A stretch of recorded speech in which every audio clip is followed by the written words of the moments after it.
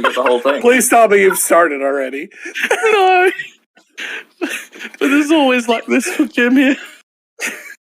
Sorry. We're Please. missing out on opportunities, Continue. Catmaster. This is the perfect opening.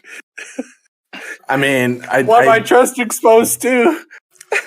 I always want to, cut out the beginning and the end of the podcast, like the pre-talk and the after-talk, and make it available to the patrons. So maybe I'll do that. Doing that here. Why not? Just want to go on the OnlyFans. Added value. Oh yeah, on the OnlyFans. That's even better. Anyway, I'll do a quick and painless intro as much as possible, and then we'll believe it when I see it. Yeah. And then we'll go all into the discussion. For this specific podcast, I think we're going to be talking a little bit more about content creation things and YouTube and like the people behind the content than we do usually, because we got two very avid YouTube creators. But you guys have all seen the topic list, so yeah, there should be no surprises. I've definitely opened the topic list. Yeah. There's that right there. Right. 2 minutes ago. We're all professional here, guys. Am I the only one who did the homework, did the reading? Yes. Just like school. Damn. You're making us all look bad here. Listen, Well, so that's what I'm here for. this is I'm glad that this is before the podcast starts, because whenever I look at topic lists, I always just like scan over them and I'm like, I play this game like 18 hours a day. I live, breathe, eat, and sleep PoE. I'm like, whatever topic you throw at me, I'm going to have an opinion. And if I don't have one, I'll make it up. It'll be fine. I just don't need a topic. I'll be fine. That's why it was horrible when on here that stumped you. That's why it was horrible when I wrote the topic lists. That was the worst. I agree. That was the worst. No, I was like, I just want the topic list to be talk about PoE. Go. And I'm like, I'm good. But that's not good for especially for guests, right? Like, especially if you're like a first time person on, it's always like a little nerve wracking until you realize that we're all chill and happy and friendly, and then it's fine. But like at the beginning, before, really nerve wracking. A good topic list does help. Well, way to call him out and make him more nervous. Jeez, you're trying to do the opposite. Who's nervous it's not here? working. Me. What? What? I thought Catmaster is the most. Catmaster definitely looks like the most nervous person here. I'm always the most nervous, dude. Like like, I got all these camera things to look at, the overlay here. Then there's a chat, and everything's happening. Yeah, and I can see him like hovering the end call button just in case. Yeah, totally. I actually have that bound to a hotkey. The emergency quit button. Well, I mean, I would be pretty paranoid. I mean, Slippery Jim does not have control of his camera, so at any time, his chest could be exposed. Yeah, anytime it could. See, look at that. I don't know. I'd be pretty nervous if this is on my channel. That won't work. I got 3 pairs of shirts on. There's no chest coming out. No, sorry. You should have kept them on edge, man. I want my camera to do that. Mine doesn't do that at all.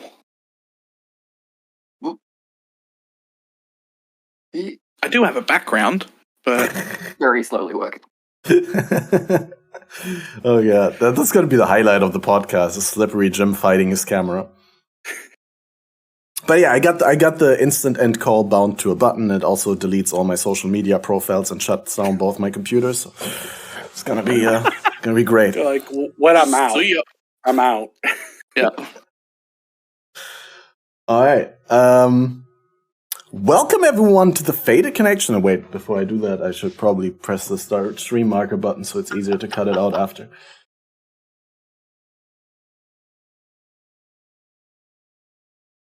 How many weeks are we into the release? 4, right? Yeah, 1 month in. It's been out for 10 weeks now. Safe to say we won't get any more adjustments to any sort of balance things. GGG has focused in on tunnel vision mode for 3.19. I imagine so. Yep. I'm surprised they actually did the Headhunter stuff. But okay, all right. Yeah, Go I'm ahead. actually surprised about that as well, because people were like, "It's not going to happen." But then when there was a post on the Reddit and they said they were looking at it, then I was like confident that it was going to happen. Anyway, I'll quickly do the intro, and then there's all these fun things that we already started talking about that we can then be sure to know that they're on the recording and they're not going to waste. Awesome, right? Technology is here.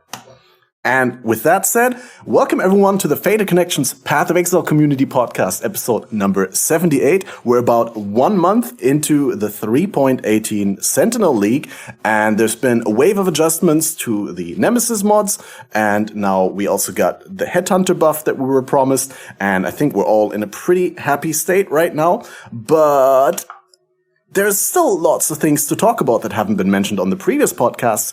And so today we want to give you guys an extended talk on what we think is fun in Path of Exile. And in order to discuss fun, we have two of the most fun creators on YouTube. We got the OG Slippery Jim and the new kid on the block, the real James Humphrey. Welcome, you guys. How have you been? We'll go with Slippery because we haven't seen you in a year on here. And when I looked up the episode list, I was like, really? Slippery Jim hasn't been on here for like a year? That's unbelievable. We need to get him back. How have you been? Slim Jim? Slim Jim, yeah. I've been great up until recently. Not because you contacted me. Oh. Just because I got hit by the cold. I remember the first time you came on, you actually made that joke where you're like, I was good until this podcast started or something like that. Well, I'm not going to say that I remember that, but it's just true. No, I'm just kidding. You're kidding about that being true or kidding about not remembering it? I regret every time I accept to come on here just because I have to wake up. Granted, Wake up. It's perfect. Granted, it's perfect timing my time, but I've fucked my sleep because I just farm so much. This was at 10 p.m. What do you mean, Yeah. wake up? Well, first of all, I had to wake up early because I thought it was at 8 p.m. And I got here and I looked at the clock. I'm like, god damn it. And then I went to bed. And I set my alarm for 9:50. And then I got to 9:50. I'm like, it's 10 more minutes. I'll be right. And so I just PM, kept by sleeping. the way, everyone. PM. It just kept sleeping past the alarm. And then I looked at the clock and it's like 2 minutes past. I'm like, oh shit, I'm late. And then that's why I got here 2 minutes late. In the grand scheme of things, that sounds great. What were we talking about? OG. That just means, oh man, that's depressing. It means original. It means gangster. you're old. Yeah, It means you're what the old. fuck? Old guy, I think. Is that Humphrey's one? got But- more subs than I do. This is so sad. Wait, I I'm do? kidding. Nice. I don't know. Do you? Probably. I don't think so. Segue. Yeah, segue into another month. Give me a little bit more time. Please introduce yourself, James. You're already there. Glad to have you on the podcast. What would you like the people to know about you? Well, first of all, it's very important that you refer to me as the real James Humphrey. So, there Right. you go. Let's The real open with James that. Humphrey. The real James Humphrey. Okay, you got to emphasize the real. All right, so maybe I should open with that story. So Go for I'm it. named after my grandpa, who's also James Humphrey, and so it's been like a inside joke of who the real James Humphrey is my whole life. So yes, did I make a channel or several channels and use this name just to troll my grandpa? Yeah, yes, I did. Yes, that's the answer. So if you refer to me to the real James Humphrey the entire time, I can then show this as evidence that he is once again wrong and that I am the real James Humphrey, of course. So Fantastic. What's your grandpa gonna give me if I do it the other way? What do I get? you know, he's not here, so nothing. Sorry, Jesus, bro. that's pretty morbid. You know, I have two modes, you know, 0 or 10. In before, after the podcast, we find out that James Don't Humphrey's even granddad say actually has a bigger YouTube, and we would have gotten more YouTube clout if we invited him. Exactly. Exactly, would have got even more exposure. I don't think he doesn't know. I actually had him on for like the 5,000 when I had 5,000 subs a while ago. I called him up and did a banter with him. So that's on the YouTube channel. So his comments were, well, I don't know what an inner tube was or the Twitcher. What is? I don't know what any of that stuff, but I'm the real James Humphrey. I'm sorry. So that's how he responded to that. So it was pretty insightful there. Fantastic. Yeah. As far as what am I supposed to do? Like tell my backstory? Since the Well, dawn of time. We can get into that in a bit. Just tell us how you're feeling right now. Like most recently, what have you been up to? What's your experience with PoE like? I reject your statement that we're all happy right now after the patches. That is completely we'll talk fair. about that in a bit. Yeah. Talk about it now. What already though? What's We're doing the intros and stuff like what people have been doing. But I'll the tell you. intro is you're the real James Humphrey and I'm the OG Slippery Jim, and we're done. What? I want to get into this beef. What the hell's wrong with the game, huh? What isn't wrong with the game at this point? What do you mean? There you go. It's What fine. do you mean? There you go. What do you mean? What do I mean? This is what we call high level I say discussion. the game's fine, and you say it's shit because this. Well, generally, I'm Wait, more but you willing. didn't say why it was fine. Exactly, So, I'm generally more willing to fine. accept that it's not I don't fine have to say because why like a forest is fine. I sit here and it's fine. I farm and it's fine. It's fine. There's no need to explain fine. Fine is perfectly average. the thing though, Please. Slippery Jim, Average. real Slippery Jim, that when I asked you OG. before. I'm not accepting anything else now. You have to say the OG Slippery Jim. the OG Slippery Jim. Thank you. Yeah.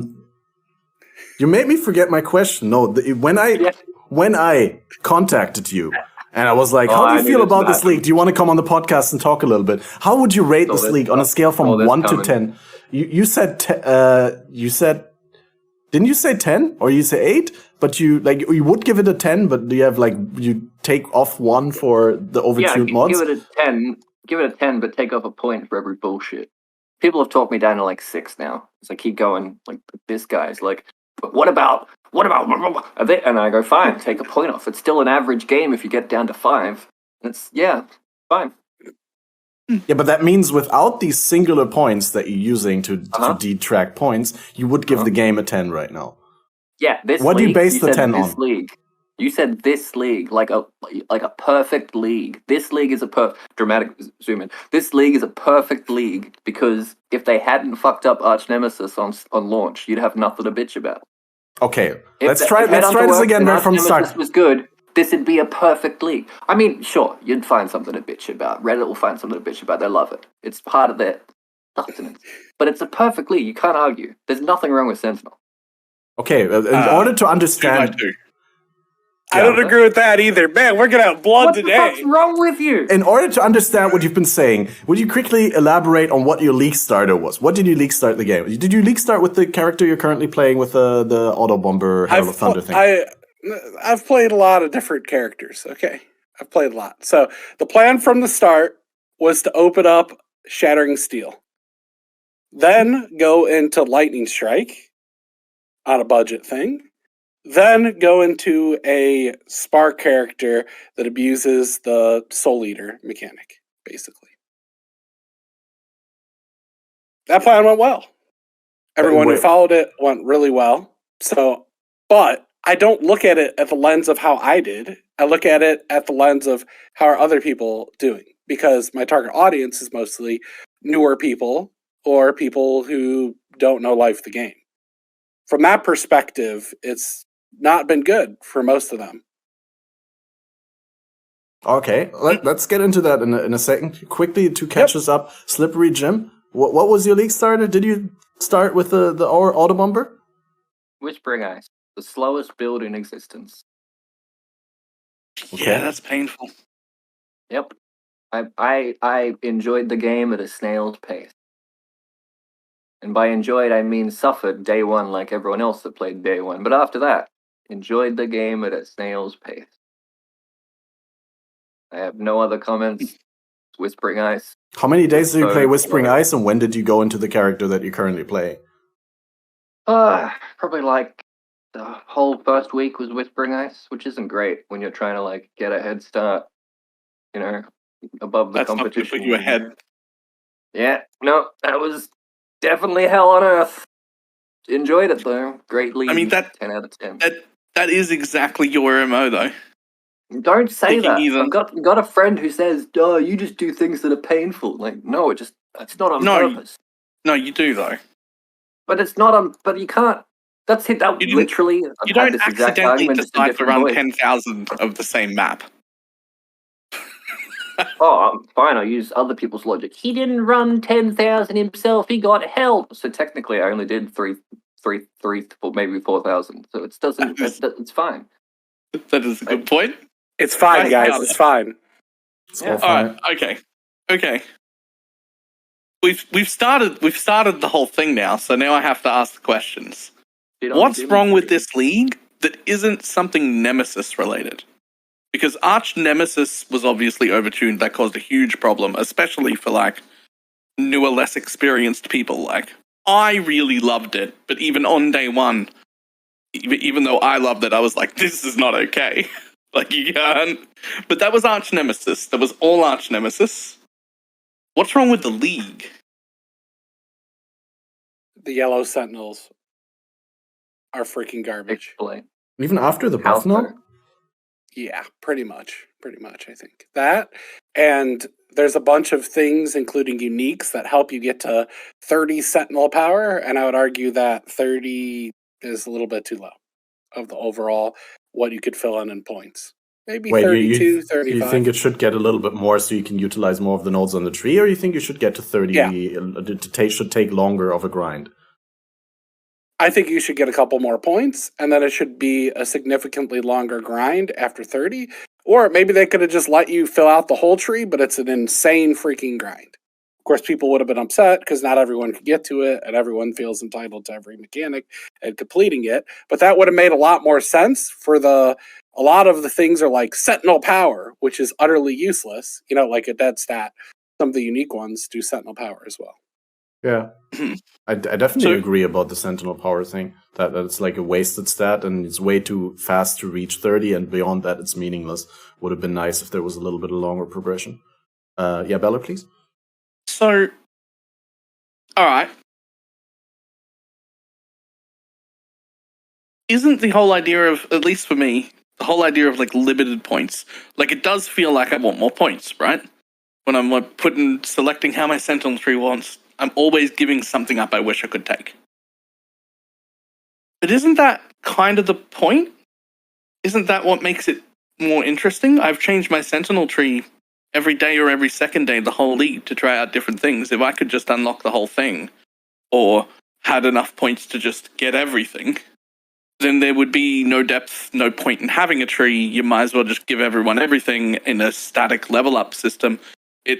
That would then remind me of like Scourge, which didn't really have a tree. That wasn't a tree. We had a tree, but because you could get everything, it was really just it'll just take you this amount of time to unlock the whole thing. And that is, to me at least, boring, lacks depth. There's no imagination. There's no changing it. Once you're done for the whole league. It stays the same forever. And if Sentinel had that, half the nodes wouldn't be as good as they are. You'd have dumbed-down ones because they know everyone's going to get it. So the fact that you get nodes in the current tree that are quite powerful, but you have to spec into them, and some of them take more than 1 point to spec into, I mean, it's good how it is. Yeah, some of the really good nodes have a very large opportunity cost. Like, you've got to give up a lot of the travel ones, or not go down an entire path just to get this thing. And that seems interesting. What I will give you for free is Yellow Sentinels being trash. I literally haven't spec'd into Yellow Sentinels since day 2. Like, it was the end of day 2, I gave up on my Yellow Sentinel, I dropped it on the ground, and I hit it on my filter, and I've never turned it back on again. Used another doesn't yellow that one. defeat the entire purpose of having the Yellow Sentinel if it's bad? There isn't a choice there. The whole chunk of that tree is bad, right? Yeah. Yellow Sentinel's fine. What are you talking about? It does nothing. It's completely unrewarding. You can't control what reward that you get on the bosses outside of the unique ones. So a lot of times you get trash. And then if you want to inspec into it really hard, you got to go down to the bottom left. And then there's not enough nodes to get good stuff. You have to either gimp your red or your blue one. I will say that's good though. You should have to gimp one of them to get another one, right? Like that's fine. I'm fine with that. But unless you're using a unique yellow one for a specific purpose, like if you go and buy 30 of these unique ones and go farming yellow, that's the only time yellow's useful. It's not good. No, it's useful if you full spec into it. I mean, it's just about having like choice. Like if you're a guy that can actually clear slow enough that the red sentinel is good enough, you could full spec red. If you're a guy that can't clear well and have to do everything in one big shot pack size wise, you clear with blue. And if you're a guy that hates clearing and like boss rushing still exists. People who are like, boss rushing's dead, burn the world down, they're idiots. Boss rushing still exists. You can put on yellow sentinel and boss rush. Well, except it's not a rush anymore if you yellow sentinel it, because it takes like 3 times as long to kill it. If you got a good enough build, it is. I mean, 3 times 1/4 of a second isn't really a huge increase in time. I just think maybe you've given yellow sentinels not enough time. They are pretty broken and good in some regard. You just have to like PoE player it, as in abuse a single strat and horrifically farm. All right, what's your abuse strat for yellow sentinels? I don't know if I should share. I love hoarding secrets like a dragon. I'll tell you what. Okay, I'll show you my code for there isn't one. Yeah, that's what I was hearing.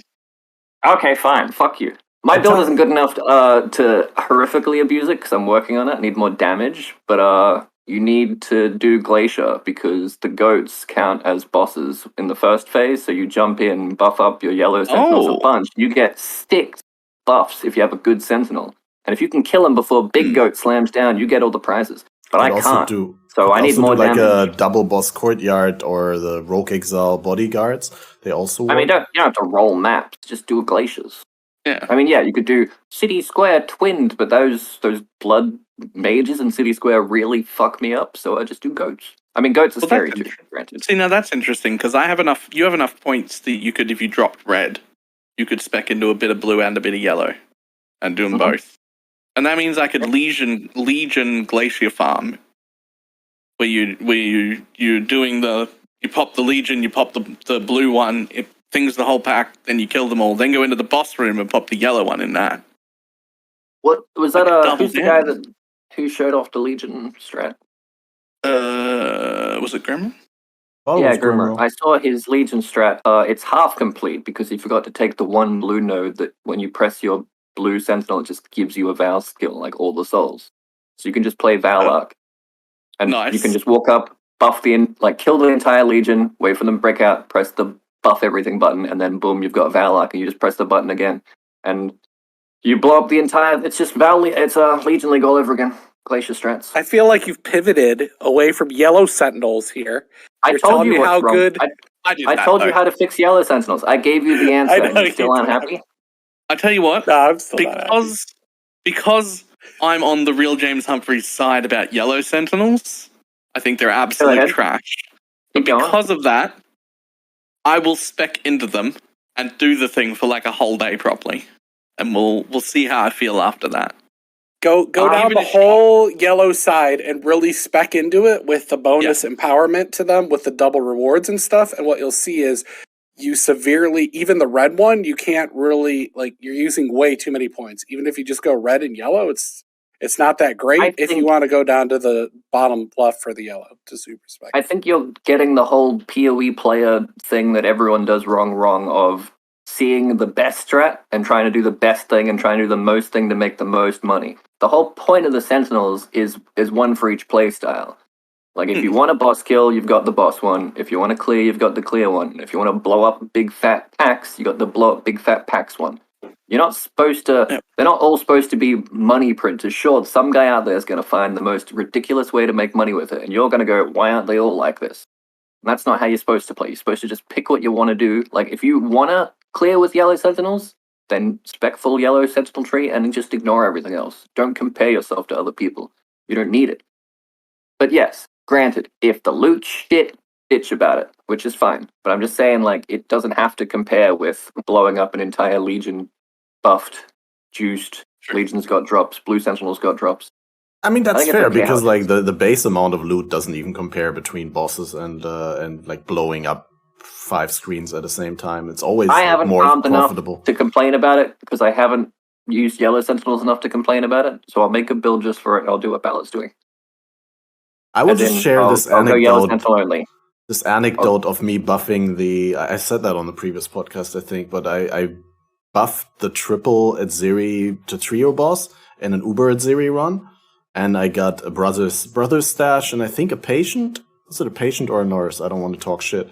Let's say it was a nurse, just for the sake of it. A patient, because that's the lower. But I got a brother's stash from one of the trio guys. Now, of course, that's completely RNG, right? Like, there's no way to know that the rewards are better that you get from a specific category of rewards. But what is really good about Apex Sentinels that the other ones don't have is like they guarantee a reward symbol on top of the unique enemy, right? When you do like Pandemonium or the Stalker Sentinels, they don't guarantee reward symbols on the enemies they empower. They just have a chance to add them. But the Apex one guarantees reward symbols. Yeah, but you have to roll the div. So my problem's that I think that you should be able to like guarantee rewards. Like one of the rewards is X. On the yellow one, it would make it way more interesting. What can you actually roll on the yellow ones? Basically like rarity and quantity. And like extra rewards or something is the other one. That's my problem with it.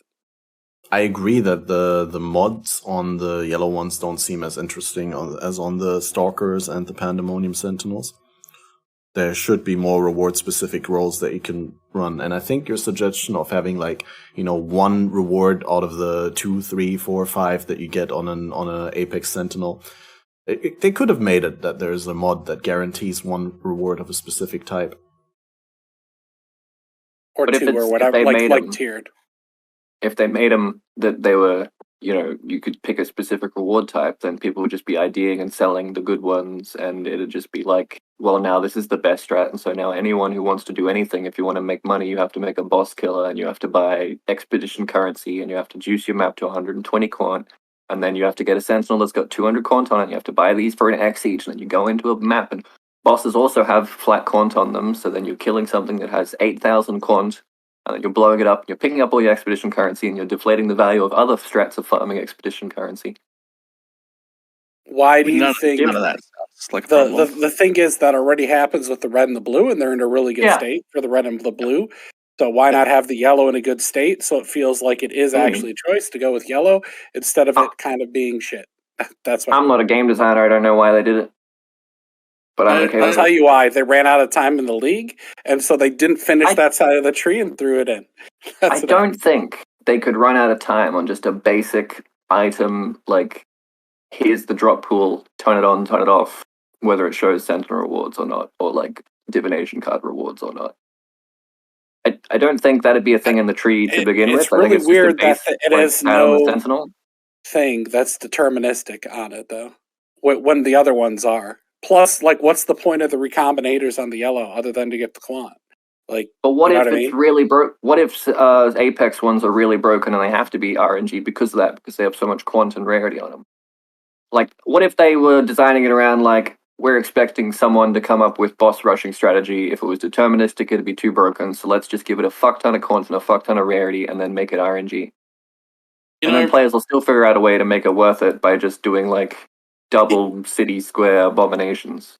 It wouldn't be the first time that we're 3, 4, 5, even 6 weeks into a league, and something about the new league has just not been publicly discovered that was way more broken than everything everyone else was doing.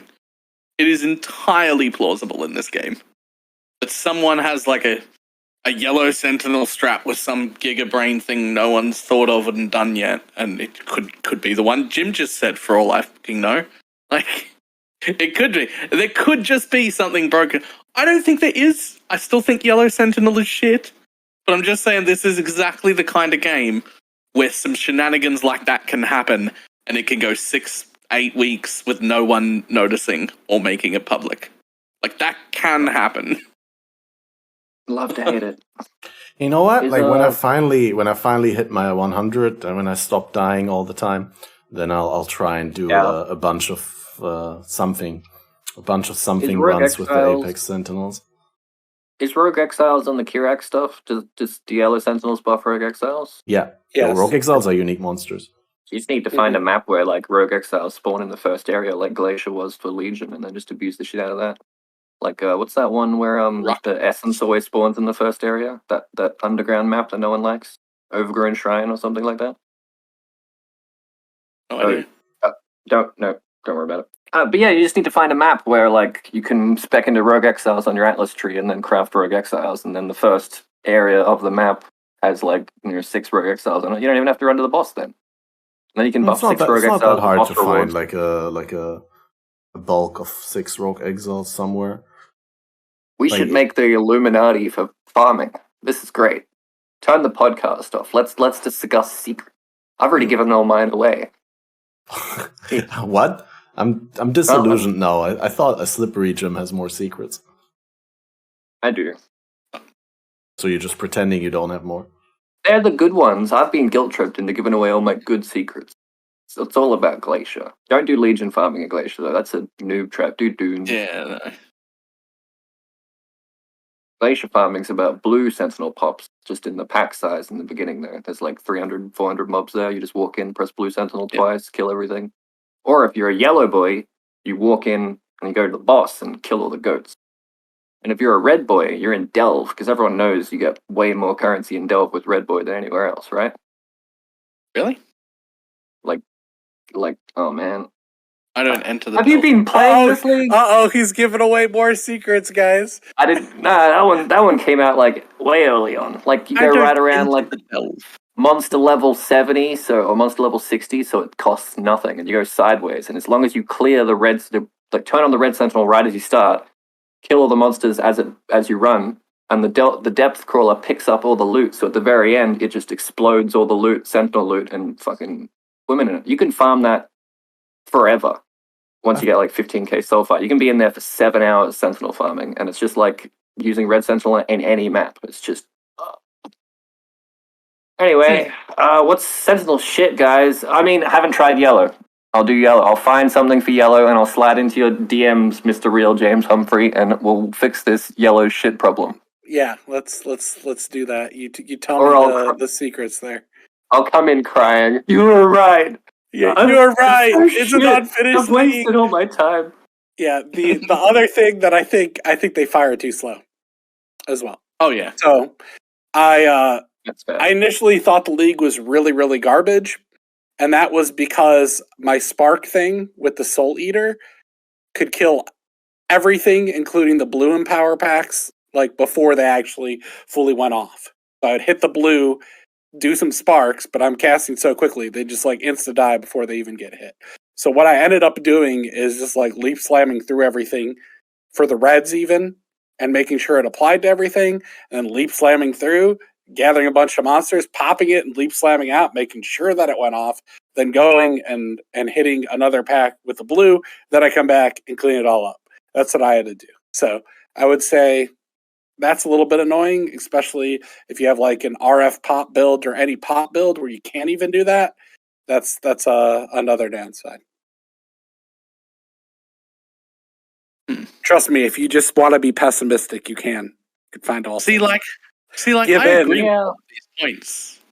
Like they are too slow. Not only are they too slow to pop, they're also too slow to walk. Like the red dude doesn't chase me at nearly my walk speed.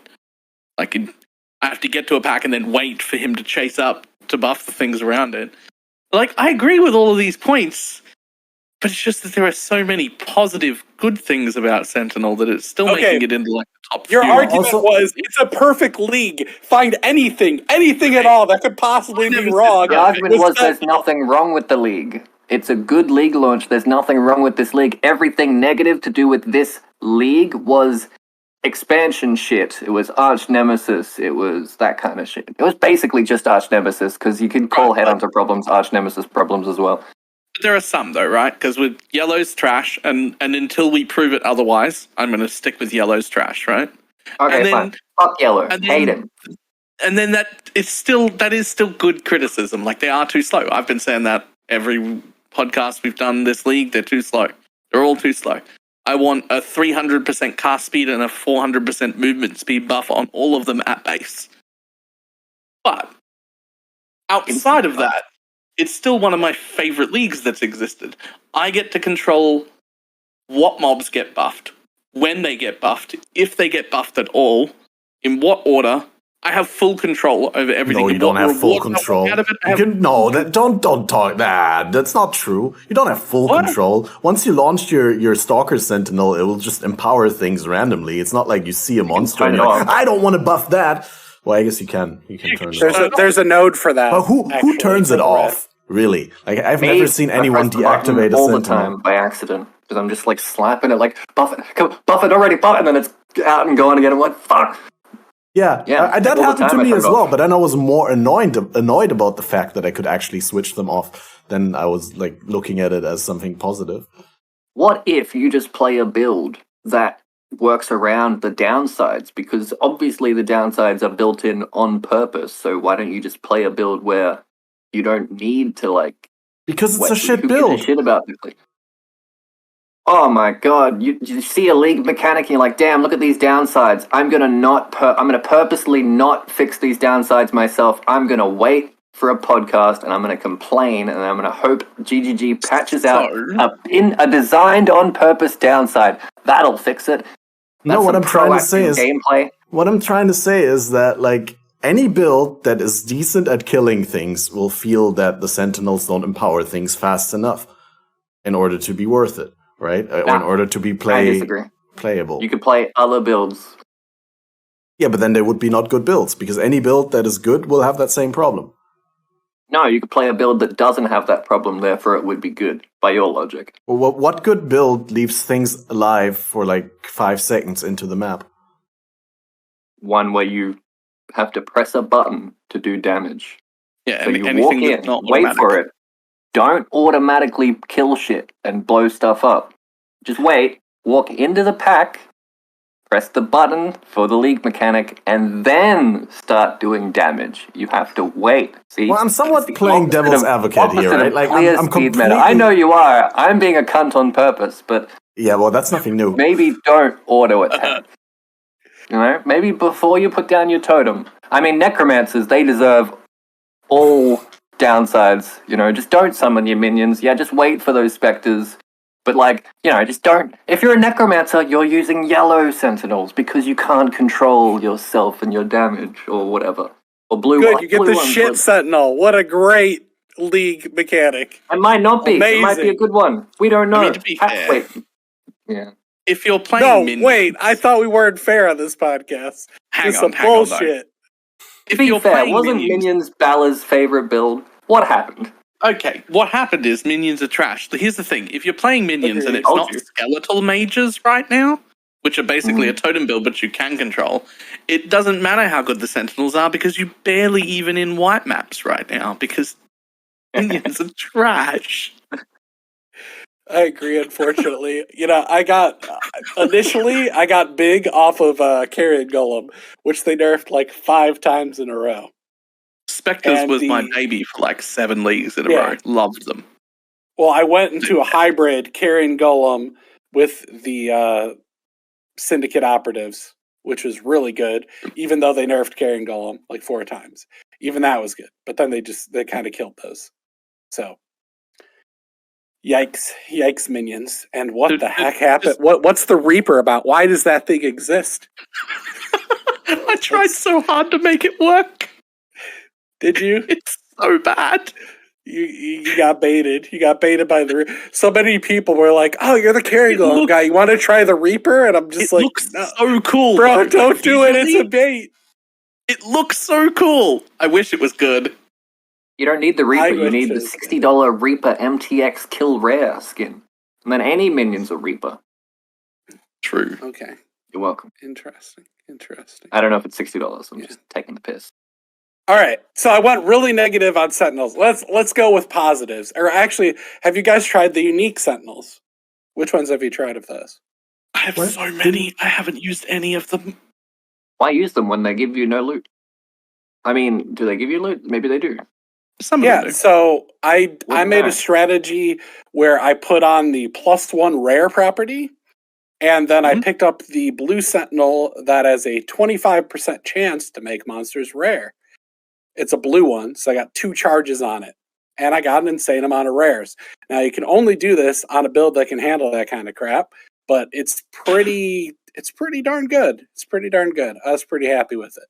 So basically, it limits you to, I think, like 100, but you get the extra hit, and then you get the double chain. So you're actually hitting about 350, maybe 400 monsters, 25% of that. You're getting a nice chunk of rares. You're basically spawning 75 to 100 rares on demand. And if you grab the thing for the extra rare property, I found that really interesting. So I was using that to print lots and lots and lots of maps.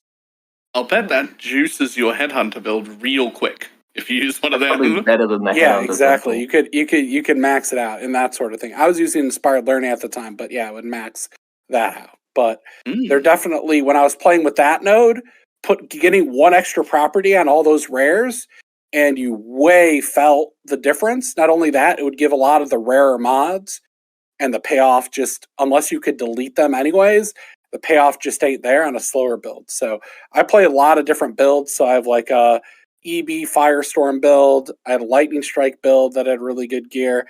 Then I have the Spark cheese build.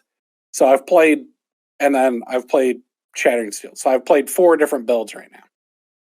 Just like specking on them and tried with it. So this is the like lens. So some of these felt good, some of them didn't. And I know that I know what I'm doing when I'm putting a build together, and some of them still didn't feel so good. And then I know that any newer player that isn't following a guide is going to, first of all, have a terrible time. And even if I've seen the way people follow guides. It's like, honestly, I swear to God, I followed your guide to the T. Bro, you don't even have, you're about 50 passive points different than me currently, and I don't know what you're wearing. Are you sure? Are you sure you don't just want help on your build? Also, 2 of your flask slots are empty, and one of them is white. This is a personal attack. Actually, 2 of my flask slots are empty, but there's a very good reason for it, because I'm using something that gives me infinite flasks on my one build. There you go. Yeah. Are you aware that 2 of your flasks? Yeah. If you would watch the video, it explains it. So, yeah. Someone commented me the other day, no Quicksilver flask? Trash build. There you go. Some knowledge bombs. But what they didn't know is you could just shield charge around or whirling blade around. Anyways, I just went down like 10 different things. So I've charge, had just quick interjection. Shield charge does scale with movement speed, so if you shield charge, a Quicksilver flask is not wasted. But just wanted to interject. not completely wasted, but you could still go really quickly with it. Same with like leap slamming around. Leap slam doesn't seem to affect that as much. Yeah, no, leap Like slam only attack speed, so like no movement speed for leap slam. Yeah, but specifically, so shield charge is the one movement skill where movement speed actually lightning warp as well, right? Yeah, lightning warp as well. Yeah, but it gives you 120 if you go alternate quality movement speed on shield charge. Oh, wow. I don't know how to full make build work. Build don't work. Build do work. Pure be broken. I take good builds and make them worse. So I'm probably your definition of the idiot. I mean the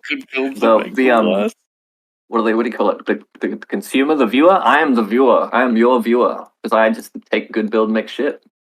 Yep. There you go.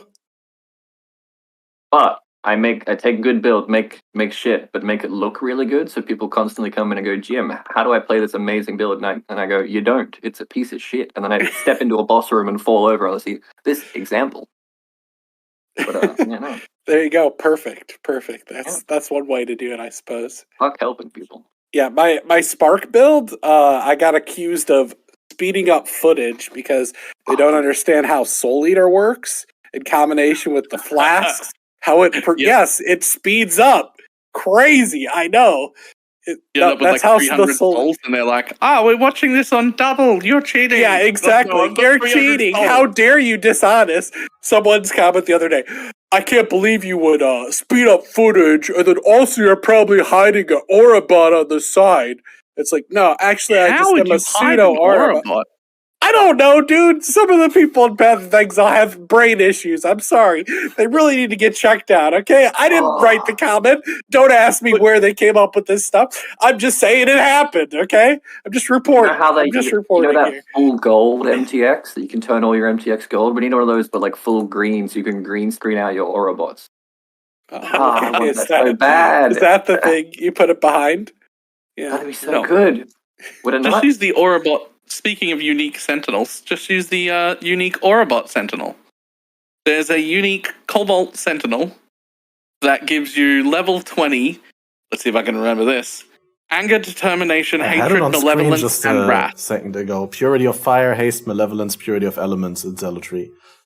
Oh, Maybe there are there's different ones. versions. Maybe they Yeah, roll one them. for each. All right. So we can get. So you can bring aura bots with you. A hidden aura Without- bot. A hidden one. Yeah, It has to be a, hidden. a Sentinel aura bot.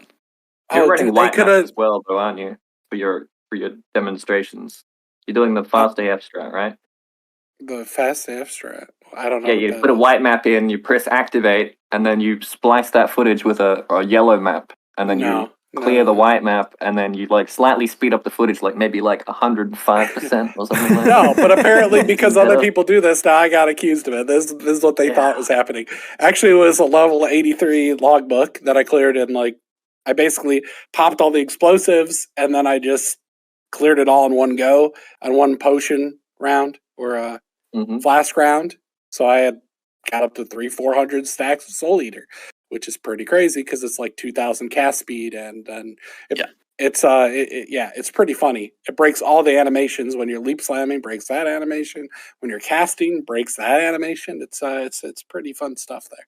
And then you grab life gain on hit on spells. And since you're doing so many, then basically if you don't get one shot, and I'm on a champion, so I don't get one shot, it'll just fill up your life entirely, instantly, off of the sparks, even on bosses. So pretty busted. That is crazy. Never done Soul Eater stuff. It's ridiculous.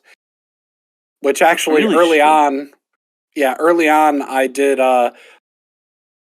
so the Perseverance belt, Tuna talked about it, and Kobe talked about it, and then a couple of the people who were doing Lightning Strike Raider shenanigans talked about it. So everyone was going for that belt, and it's shot up. So instead of getting that, I actually just played with Thief's Torment, dual wielding Dream Feathers, and then I did the Soul Eater belt with Flash for a while on like day 2, like the morning of day 2 when I woke up. And I was just able to basically face tank everything that didn't one-shot me on the champion doing that. Because you get the life gain on hit from the Thief's Torment, right? So same concept as the other thing. And then you attack like 50 times a second, but you attack twice. So you actually hit 100 times a second. So you're gaining how much? 6,000 health per second. A lot. A lot. Right? So, those little cheeses that I use cheeses like that, right? Very cheesy player. Delicious. Early on things. So things you can't compete with even on like mirror tier gear. Honestly, like the Soul Eater thing. Because the damage, big enough hit, and then you die. Well, but I was a champion, so I had permanent fortify. I had determination and grace, and so I like what's going to hit me? I You had can't get 4,000 defenses in this game. The game's too hard, and everything one shot. Well, I'd say That was degens, the like your beauty of it. Fortify, your Grace, Determination, Defiance banner does do nothing against degeneration effects. And if there's nothing to hit for you, then you can also not gain life on hit. So how are you dealing with degens? I had a couple things that I also added. I had life recoup from my chest piece, my helm, and on a ring. So That also only works if you're getting hit. If you're on a degen, you're not getting hit. It says damage. Are you sure it's only hit? Recoup is For that only one? hit, yes. I'm like 85% sure it's only from hit. I'm like It doesn't say 100% hit. sure. Okay. I have that, and then I have, of course, Vitality, and then I'm a champion, so I have the Duelist, Life Regen nodes and that. A degen isn't going to one-shot you, though. Yeah. No, per So it's definition, not it gonna- can't. And also, you understand that, like, I'm leap slamming I could clear like I could leap slam. I don't know. Have you ever played with a 2,000 attack speed? 2,000%. Yeah. I don't. I reject the notion that there will not be monsters on the screen. You can leap slam through walls and time once you go in that phase. Exactly. Like you lose control of your character. Type speeds are what we're talking about. There's never. I know you've been playing your Skelly mages with the slow minions. They're like clunky, but I swear it's a good build. You know that people are dying. But yeah, it's that's the downside. This is why I don't like minions too. It doesn't work too well with all these cheeses. So yep. Spark. I'm very familiar with 300 charges of that Soul Eater from Headhunter shenanigans. It's like the most powerful Headhunter. It's just my shield charge speed is, I'm pretty sure one side of strand to the other. If I could like start at the start with like 250, 300, it'd be like a 4-second map. It's just yeah, it just breaks the animation. You're just kind of like it turns shield charge into like teleporting. Same with leap slam. So it's actually insane. Yeah. Yeah. So you're never in that situation. But if I were in that situation, like I said, I have a bunch of different layers of things. I also have the regen. So I'm at like 680 life regen. I had good chaos res. So it's not like I'm dying very quickly. So basically, if things aren't one-shotting me, you're able to full regen everything. Yeah. That is fair. So this league has been so fun. I haven't leveled another character yet. I did change it from a bow build into a wand build, which isn't actually that huge of a respec.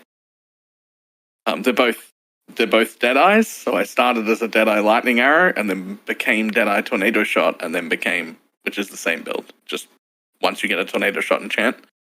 And then became a Wander, which is also super similar.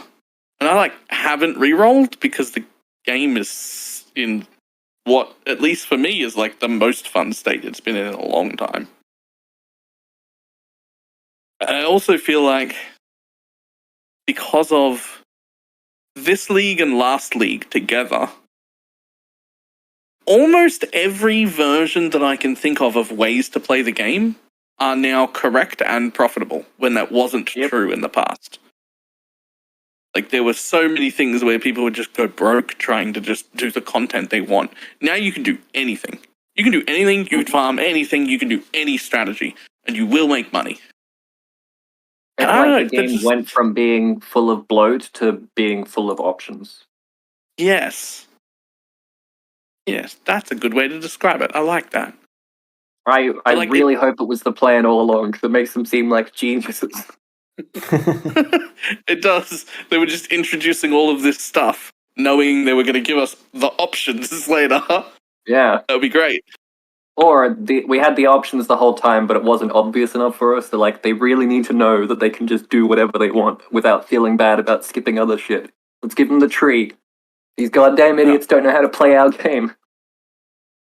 And so what I'm trying to do in my head right now is figure out whether I can separate the actual league we're playing from the state of the game. To see whether it's just the state of the game that I like the most now, and that's why I'm having this much fun in this league. And whether there's it's the state of the game. Whether because there's like the league is chance. The league is just anything you're doing times 1.2. It's just like, here's a bit of extra, and here's a bit of if you got rid of all the core content like from the expansion, the league would just be like, oh, a slightly harder monster. Is that fun? I mean, maybe, but is it a league? Not really.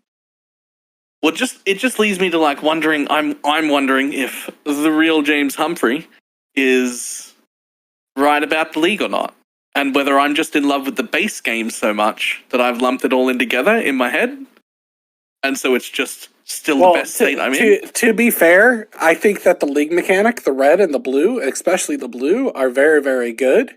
Especially if you're gathering, if you play the certain way where you gather things, so you're hitting 300 plus monsters, it's very rewarding. I actually think that that is very good, but I think that's where most of your loot is coming from for a lot of the maps, and I think that's not good. I'm doing the blues inside Elvers.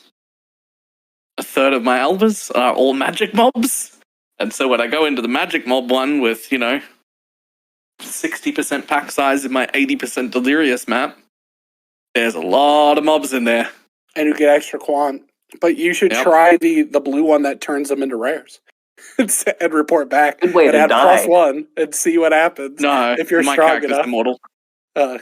You Well, should try that. Report back. fair, Try that my- strategy and report My back. character is Wow. so squishy that if it gets breathed on, it dies. However, it's wearing a headhunter. Mm. So as long as I can live in the map for 8 to 10 seconds, I am then immortal for the rest of the map because Headhunter is that busted right now. You literally don't take damage. You might as well have a Divine Shrine and 5 billion damage just put on your tooltip. That's what it does now. So it's fine. I'm going to try it. And you get a lot of buffs from the rares because you're wearing that. Oh, yeah. So you'll get an absurd amount of buffs in there doing that strategy. So try that out for sure. As a side note, and I don't want to say this too loud, I think they overbuffed Headhunter. Oh, yeah. It has not been this strong since self-curse was a thing, and they removed that for good reason. Headhunter's a little too strong. How much does it cost right now? Is it undervalued or Not. overvalued? Yeah, Well, how now did that it he go? said that in a whisper It is voice, cheap, it just Well went up. undervalued right now. It's like 75x.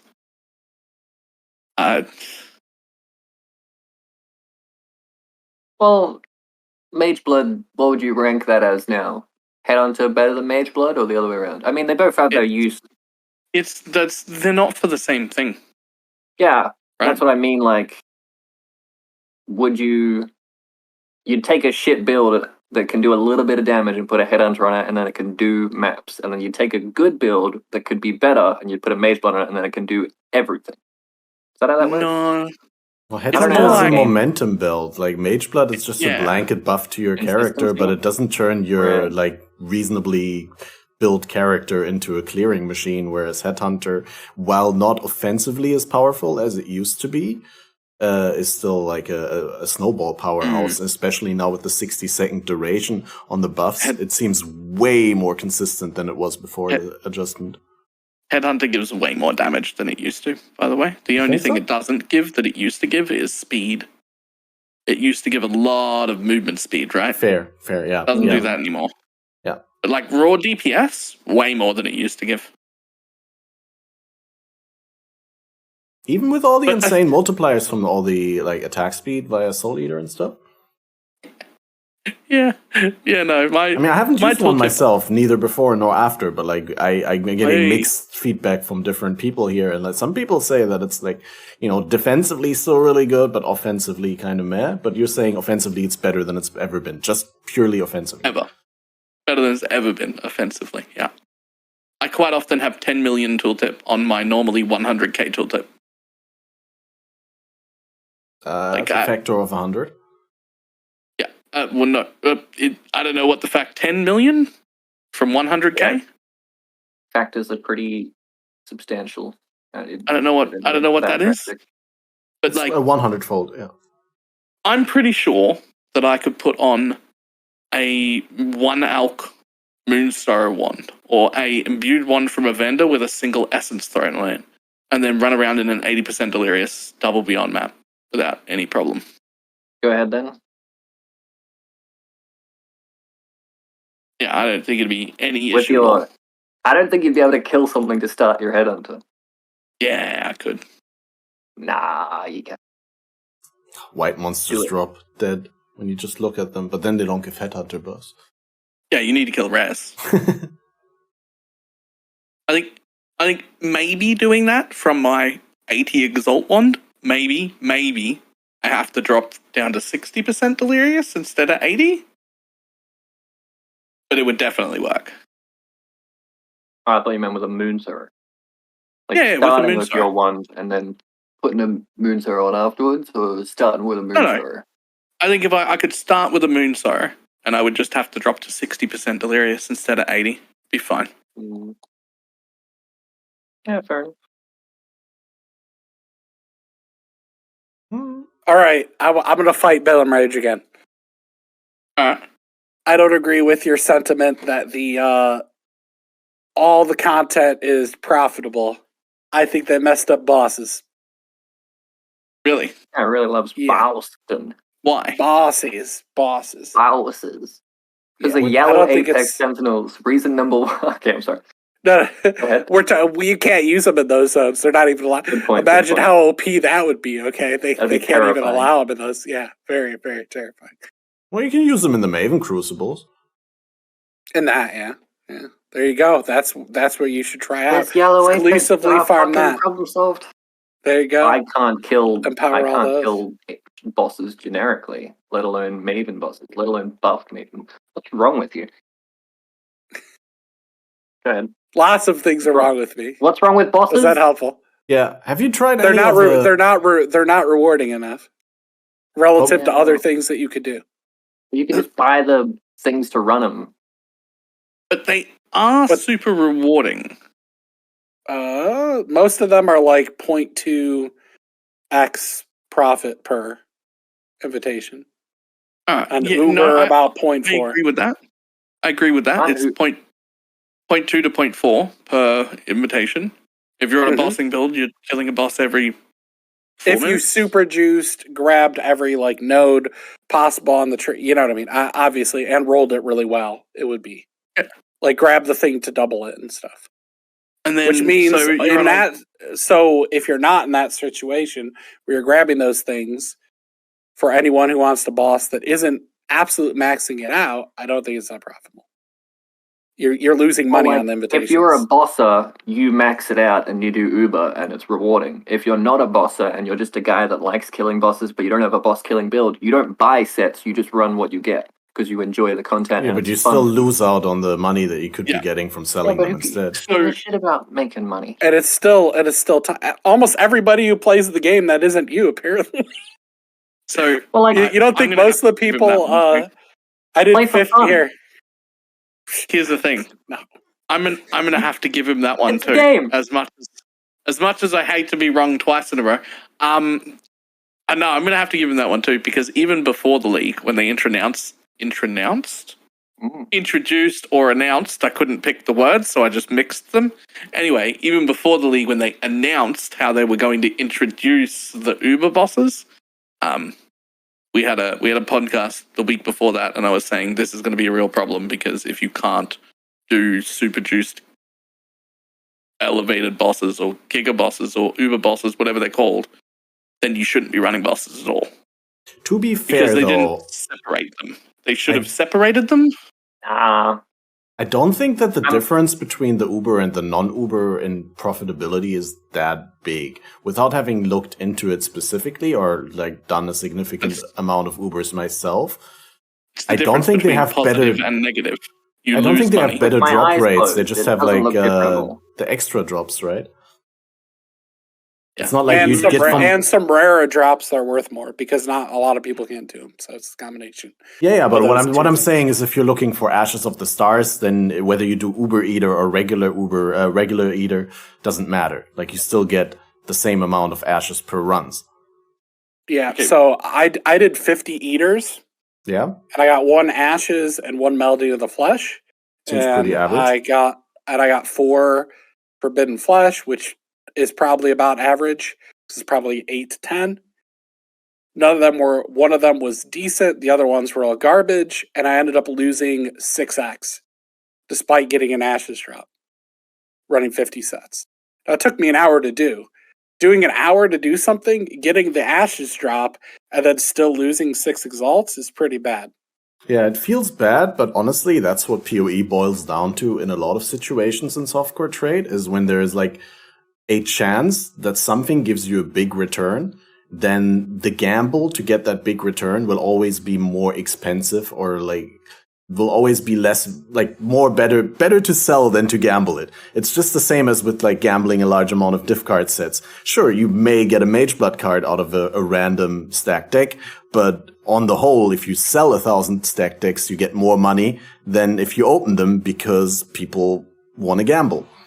And the same holds for the bosses, where you have like 1 in 50 bosses gives you a big ticket drop. Then people are going to obviously overvalue the gamble. So I'm just looking at some returns from YouTube videos and stuff that people have made. It looks like even just something as simple as farming Cirrus makes you between 5 and 10x an hour. You got to look at it like an hour, like by hour instead of by run. Yeah, it also looks like Maven also earns you 8 to 10x an hour.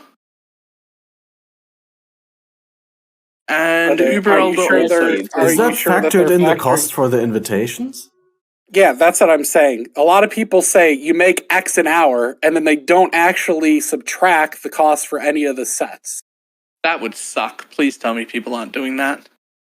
It's YouTube, that would be right? very scammy. I would say, okay, so there's one person who farmed 100 of every single Uber, and I forgot the guy's name.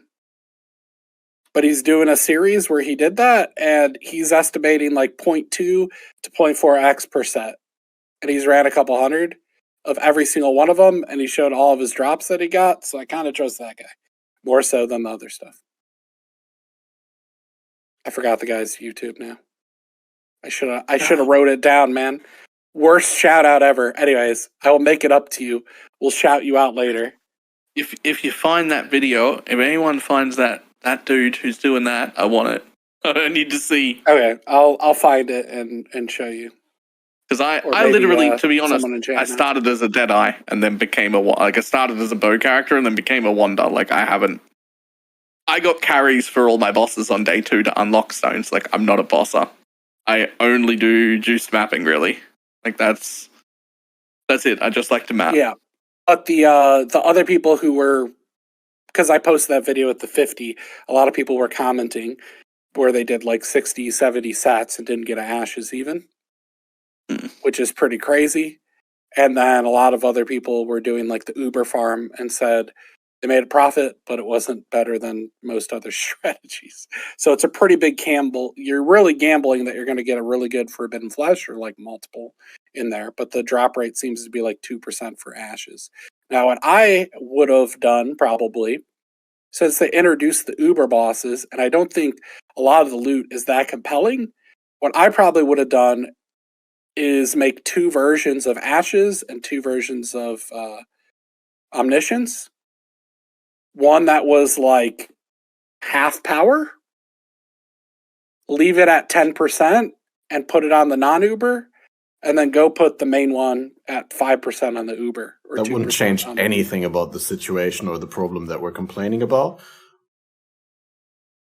I mean, it would. Well, it would. Yeah, that wouldn't do that. But that's how I would handle people for not doing hardest content. Well, there'd be some chase, and then the supply issue would be exactly the same. Like it wouldn't be more profitable. Well, the Uber people would it'd get take that. the current situation and make it worse, because then people who are doing the lower tier one are getting punished for doing the lower tier one. Or you're not getting punished, it's also easier. They already are being punished for not doing Ubers.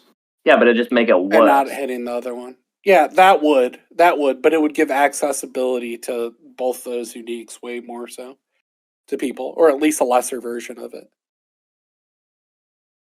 I think that problem that you feel like you're being punished if you don't do the higher version, that can only be alleviated or removed if they make the access of the Uber versions different from the access to the regular version. The fact that it costs the same token to get in, it's the same invitation, just always makes it so that you feel like you're missing out by not doing the Uber. Because with the same invitation, you could just be doing the Uber and get the better drop. But they're both easily obtainable. They took something last league that was like getting printed and like price was driving down, and they made it valuable, and they made it like an option. If you want, you can now be a invitation farmer and make money from that. And if you want, you can kill it yourself and make money from that, even if it's marginal. Or if you want to make a fuck ton of money, you can farm your own invitations and kill them. Like, I think it's fine because it's literally like you can make a fuck ton of money by just having two builds, one that's running and printing invitations and one that's a boss killer and actually doing the content. But if like you got to think like boss killing is just I just buy the boss. I can versus like syndicate. If it was syndicate boss, but you can't seal a syndicate and like do Katarina fights en masse. Hopefully that means Katarina has value. It probably doesn't because I fucking skip it. But like the fact that you can just buy a boss and just run 500 bosses in a day has to account for something with how much money you get out of it. Because anyone could buy it and anyone could do it. And that economy should auto balance out. But like splitting the rewards, I don't see that as a good thing at all. Like, do you farm your own invitations? For that project, we did. The problem is that had I sold the invitations, it was worth 75. Did you lose money? Yes. By farming the invitations, I lost money. Yes. Yeah, but like within the drop rate of 2%, you would have like 50. It would have not been out of the ordinary 50. That within 50 runs you get 2 ashes or even 3 ashes. Not everyone can run 3. Not everyone can run 3,000 billion things. Slippery Jim, okay? I'm just saying it's a gamble. It's a boss kill. That's the point. That's why it's a chase item. If it was like way better odds, it wouldn't be worth it. Like money wise, like if it was 50% chance to get, it'd be less valuable unless people be double corrupted. I assume people would double corrupt, it would still be worth it long term. But it would be you'd be making a lot less than you think you'd be making if they split the drop rate between 2 different items or made it more common. Yeah, possible. What I want is there should be something that's borderline really unattainable, that's very hard, but very rewarding if you actually get to that point. Jewels? You mean like a boss? Yeah, you mean so Uber you're bosses. saying, okay, you're saying you think my position is that I have a problem with the bosses, the Uber one being the most rewarding or something. I don't. I'm saying it should be more rewarding. That's my point of view. And even the other one should be a little bit more rewarding. Yeah, but what I'm trying to, like, my counterpoint was that what you're complaining about, the fact that it not being rewarding is like a thing that can't be solved with the suggestions that we came up with so far, because it's the reality of the trade economy rather than bad design. Right? Right. So, yeah. So here's the issue. 2 problems, though. Okay. Let's say we make it more rewarding via whatever method. Let's just say, don't worry about the method or what we make the Uber boss drop, all right? That's irrelevant. Whatever they would change or do to make it more rewarding. Let's say we roughly double its estimated return for doing the Uber boss, right? So now you're expecting to run them, they cost 1x, and you're expecting to make like 1.2x per on average. You happen to lose, but like the on average we're going for like 1.2, and that's not worth your time, right? So let's say that we introduce something to double its value. Now it's worth 2.4. That's the expected return. All that happens in trade is that the invite becomes worth 2.2 because the expected return now is 2.4. Like, no matter how rewarding we make a boss content that's a tradable item, it will always come relatively close to the price of that item. There'll always be a margin, because there has to be, otherwise it's not worth running it. And then that margin, even when people don't know what the return is, even if we don't know the actual answer, when it's put into an economy with several 100,000 people, that works itself out to be its price. Like, most of the time, you don't actually have to know what the boss will drop to find out how much you should make by killing it. You should make 20 to 30% more than the entry cost to go into it. If you do enough of them. On average. Obviously, if you do 10 of them, you could easily lose money, right? Like, my individual maps cost me nearly 2x to run, and I've walked out of some of those maps with only 20C. Huge loss. But that's just one map. When I run 50 of them, it's always profit, right? Same deal with bossing, but no matter how rewarding we make it, as long as it's a tradable item, the economy will always say, this is how much the item you expect to get, this is how much we'll charge for it because I don't want to run it myself. And you're only ever going to make that little bit in the middle. Yeah, okay. Yeah, I think you have a good point there of how the invitation is going to just rise with it as well. Yeah. I think that is a I mean, very fair point. Uber fights being just it's harder and you unlock one extra like loot reward. Don't do this if you want to make money. Like it's more like if you want to make money boss farming, it's X per hour, and the most efficient way would be running your own invitations as quickly as you can at probably even like lower tiers because you want to get the amulets, right? Yeah. Versus if you want the prestige and you want this really rare item that we've made just for the elite gamers, the top 1% of the 1%, here's Uber stuff. Get fucked, go fuck yourself. These things will kick your ass unless you make a really good build for it. And then if you do, good luck. It's a 1% chance on top of a 1% chance to get the item. It's not profitable. Don't do this. And they put this out and people go, why isn't this profitable? Why is this super rare content that's made just for me because I'm not one of the top 1% of 1% not worth farming long term? It's because it isn't. If you wanted to make money boss farming, you look at all the bosses and you pick the one that makes the most money based on the economy, and you do that. You don't just pick an obscure thing and be like, why isn't this one encounter not making me billions of dollars like this other one? It's the same Spoiler, it's the same.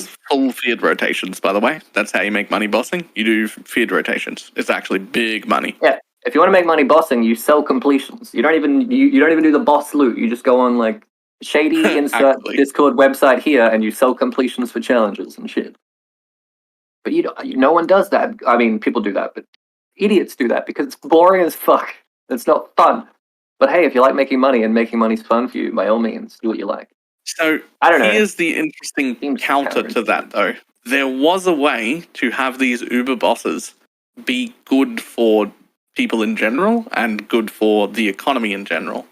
And they've done it before. If you give them a second fragment set, I'm gonna be pissed. Go ahead. And they've done it before, and it works. Go ahead. What is it? Either splinters or fragments. That's how it works. Because what you do with that is the same thing we've always done with that. I don't need to run Shaper over and over again. That's boring. I only want to run Uber Elder. Poor Timmy, who only just got to endgame 3 weeks into the league. Little Timmy, he's stuck in the well again. He couldn't kill Uber Elder if his life depended on it, but he really likes bossing, and he's relatively new to the game, and what he can do is he can kill Shaper. And because the Uber Elder fragments exist, he is guaranteed to make money running Shaper because he will sell those fragments to me, and now I don't have to run them. And that helps just adding everyone. That's just adding another step in the chain. That already exists, except they're Shaper Guardians, and you do the Shaper Guardians to get the fragment, and then you can do any boss from that.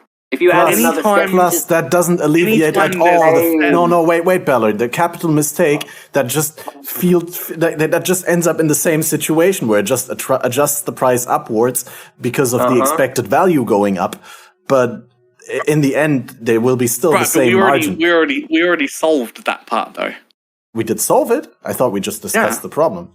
We solved it because it's an unsolvable thing. Oh, okay. Because we didn't solve it, and we accepted it as unsolvable is equal to solving it in your mind. Hang on, I was too busy ranting. Did Catmaster get up and walk away and not hear? I was listening to you guys. Yes, he did. I was listening. Right, okay. Because I'm like, I swear to God, we covered this well, right? Like, I explained that. Yeah, you explained it as an unsolvable problem. We didn't solve it. It's like not only is that not it, that's the opposite of true. It is unsolvable because it is never a problem. Because the market always solves that problem for you. All tradable boss types. Okay, so we didn't solve it because we declared it as unsolvable. We did solve it because we declared it as not being a problem in the first place. I like it as it is because it's not necessarily balanced around trade. I mean, it is kinda, but I'd really like them to not design content that you have to go to 10 people's houses to buy a fragment to be able to run. Right. So the reason that the fragments and splinter system works, and the reason that that at least I believe that they should have kept using it for these Uber content, is because every time there's an extra layer, as long as the content gets harder, this is now content that the most extreme bullshit player doesn't want to run because it's too easy, right? And then you've got the I can barely do maps player down the bottom who doesn't even want to see any boss, right? And then every step there is in the middle is room for a different skill level and time level player to exist in a market that feeds into itself in a full loop. I feed people who can barely do maps. Stuff, I sell This is stuff that already they happening. want. And I And buy it's just stuff a off them. box on a tree. Right, but that whole like almost circle of life thing that exists there is really good. It promotes a healthy economy. Now, what we've done with the new Uber bosses is we haven't introduced a new entry cost to them. But all we've done is take a node on the tree, and suddenly these bosses are both harder, and more rewarding. So that tier of player who could barely kill Eater of Worlds before has no chance this league of being able to kill Uber Eater of Worlds, and it is no longer worth it for them to boss at all.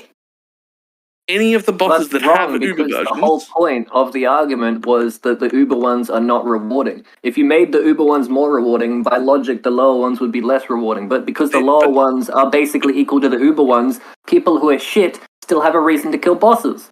I'm losing my mind. Yeah, I'm going to love come that I around to start- his house and strangle him. I That is just a joke. love that I started I'm this not doing spiral. that. I'm just sitting back and just come enjoying, on just over. taking It's it in. fucking Yeah, cold. enjoying the Oh, madness I I don't know unfold. where you live and it's too cold to walk out of the house. Can I come to your house? Do you have heating? You look comfortable. I do have heating. It's great. Oh, I need to move in. We're going to set up a streamer house. That's a stream that I would tune into, like Balor and Slippery Jim co-stream every day in the same house, like on Let's the do same it. on the same webcam. How long would it How's take your them to, internet? like murder each other? Do you think? Is your A internet day? good? Well, I don't know. Let's decide on a time that murder would take, just on average. I don't want to murder. I want to play games in the same room. No, but let's just say, like, how long would a murder take? I don't know. 10 Well, it minutes? depends. Are 10 you minutes? doing like a normal murder or an Uber murder, and what type of fragments are there? We're just going to say 10 minutes. In that case, Uh-huh. I think That's Slippery 20. Jim. Because I think we're about 10 minutes away from each other-ish. Yeah, something like that. Yeah. About It's 10, pretty about quiet 20 right now. I could go outside and yell. You just take your mic outside so you can hear me. I don't think that we're not that close. You're gonna freeze to death out there. You don't know how loud he can yell. Yeah, I'm quite the screamer. Oh, God. This whole podcast is a train wreck. What? I haven't Really? looked That's at how you the feel? topic sheet. I'm What have we having a been great talking time about? right now. Fantastic. I'm on board with it. I don't know. I'm having a blast. Anytime I come on here, I just turn it into my podcast. I'm sorry. Go ahead, Kat. What are we talking about?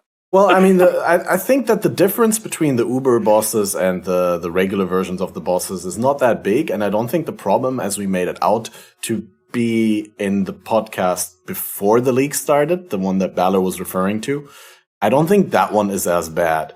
But the problem that James Humphrey was describing, the real James Humphrey was describing, the fact that it's not profitable to do your bosses, that's a completely different issue that I chalk down to the economy just making these sorts of things super inefficient unless you're either lucky or super invested into it.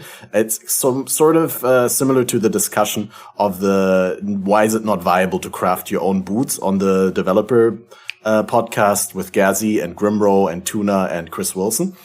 Where it's just like in the way that the software trade economy works is just that people min-max the shit out of it. And if you don't min-max, then it's not worth doing those things. And yeah, for big ticket gambles like diff cards, stack decks, or boss drops, the biggest min-max is just being lucky, right? Like, of course, like James Humphrey said, 1 in 50, 2% is the drop chance for the valuable amulets from Eater and Exarch. But just because you have a 1 in 50 rate doesn't exclude some people from getting extremely lucky and getting like 3 in 50 runs. And that's why the price is so balanced around that. And that's why it's not worth it unless you get lucky. And I don't think that that's something that they can realistically solve unless they make it so that the bosses are so much significantly harder that every time you open a boss, even in softcore trade, you don't know whether you're going to complete it and get the loot. And if that was the case, if it was more skill-based, then there would be a higher margin to obtaining the loot. And I think, without having checked Hardcore Trade, I think in Hardcore Trade, it's more worth to run these bosses because of that factor, because not everyone can run it. But, yeah. Have you guys tried the Ubers at all? That was I've good tried the articulation. Uber Cirrus, but I haven't done, like, I haven't killed it. First of all, I died to it. And secondly, even if I did, that would have been the only one that I did. So I can't really speak on how rewarding they feel from a drop point of view. Yeah, so I tried Uber Eater. So my character What's the difference has between the regular Eater and the Uber Eater? His He's beam, even more he gets like a die beam from Cirrus. He does a shit ton more damage. He has a new attack that every couple seconds that like in his normal phase when you'd be able to attack him, a bunch of tentacles come up and like beat the shit out of you if you don't move. And he does that attack twice in his rotation. Mm-hmm. And then just his slam radius for the hunger is way larger as well. So all that stuff is significantly more deadly. So I went in there and fought him yesterday with a character that had 9,000 energy shield, because I'm energy blade. So when I reduced it down from 18,000 to 9,000, and then I was at 80 max res, 24 cold res, and then I had 70k armor, and then I had permanent uptime on all 3 resistance flasks. So lightning and stuff, lightning, cold, fire. So that's another 20% less. Even with no hard mods that add any damage at all, I can survive the die beam by like 200, yes. Depending on what happens with the tentacles, the new ability, that'll kill me. And like if all of them hit me in one round, that'll kill me. The hunger will kill me. Yeah. So it's like really, really deadly. I don't have the spell suppression, so I probably would. Basically, the build is ridiculously hard. I have a pretty ridiculous build, and it still can't kill it, but it's cast on crit firestorm. So I have to like spin on it, but it's very, very like we're talking like 2-second windows to DPS. Every like 12 seconds you get like you get about a 3 to 4 second window to attack. And everything will one-shot you. So it's like crazy absurd difficulty. I have the same feeling about the one that I tried, Uber Cirrus, is like the windows to get the deeps in are very, very tiny. A lot of times you'll be busy with paying attention to the telegraphing and the positioning, and just to make sure you're not standing in the degen. Yeah, and I think the way that those fights work, they shift the balance in favor of builds that deal damage via proxy, specifically degen builds, like ailment builds. Like totems, I don't think are that good because the totems would die, same with the minions, right? But like anything that way you can like cast once and have a damage over time effect on the boss, or something that deals damage over the next couple of seconds where you're busy with repositioning and avoiding getting hit. Those builds are so much better for those Uber fights. Or some sort of ranged where you could stand in a safe zone and then continue to like off-screen DPS the boss. But for melee, it's pretty insane. So, but anyways, my point is the difficulty is very much there, but you're barely getting a margin. It's still a gamble. That's kind of my problem with it.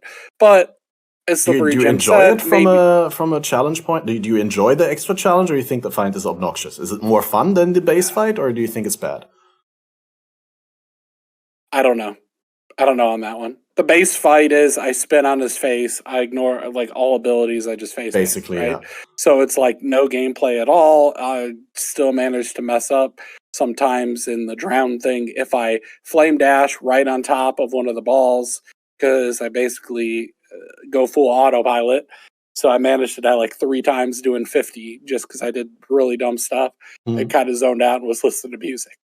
But it So, sounds I mean, like at least there's some level of engagement, whereas with the base version, there's none, right? There's just like spin to yeah, win there's until he's dead. extreme level engagement to the point where it really sucks for melee, and like I would never do it with a melee build, but whenever that happens in the game, then it's kind of a matter of, well, I'm gonna make a build that's gonna kill it in 2 seconds.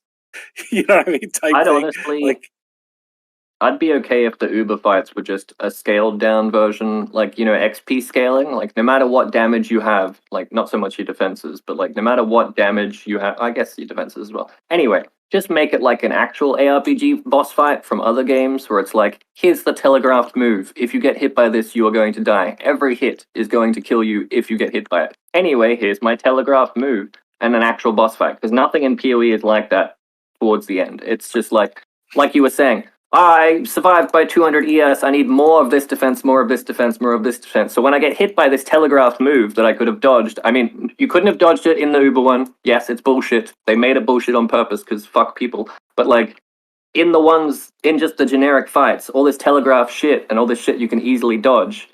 I shouldn't read chat because it's full of casuals, and I'm a casual too. They're just making excuses because they suck.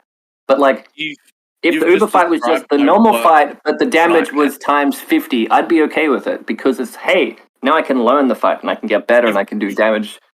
You've just described my worst nightmare. That the entire the entire way that I exist in this video game is It's by to being stand clever. AFK and let my minions kill shit, and I'll be here. And if something hits me, I regen all the damage because I've spec'd into 17 different ways. Yes. The reason that I survive in this game is because I have a lot of time. I'm very clever. I'm good at putting together good builds. That's how the Uber fights were designed for people like you. And I think it's shit. Because the Uber fights are just, how much money have you spent on your build? But here's the thing, is the defense ticked? No, it's not. Yes, no. Okay, so one of you guys has to let the other person finish, and then you have to let him respond. We can hear each other. This is a great Discord channel. Yeah, I'm actually fine with this. Here's the thing. I am able to do that, and I will be able to do my Uber bosses, which I'm going to make an Uber bossing character next. I'm probably going to spend 500-600 exalts plus a mage blood, and I am going to be able to stand in shit. And realistic for a new player to play, definitely, or anybody. There are also videos on YouTube of somebody with 30x builds or 20x builds successfully doing these fights. You have both options. Yes. With actively dodging? Good on them. You can actively dodge all of the stuff if you're a good player. So that option still exists. I am not a good player, and I will never be able to kill any of those bosses in the world that you just came up with ever. But I will be able to because I know how to make a lot of money, I have a lot of time, and I'm very clever at making builds.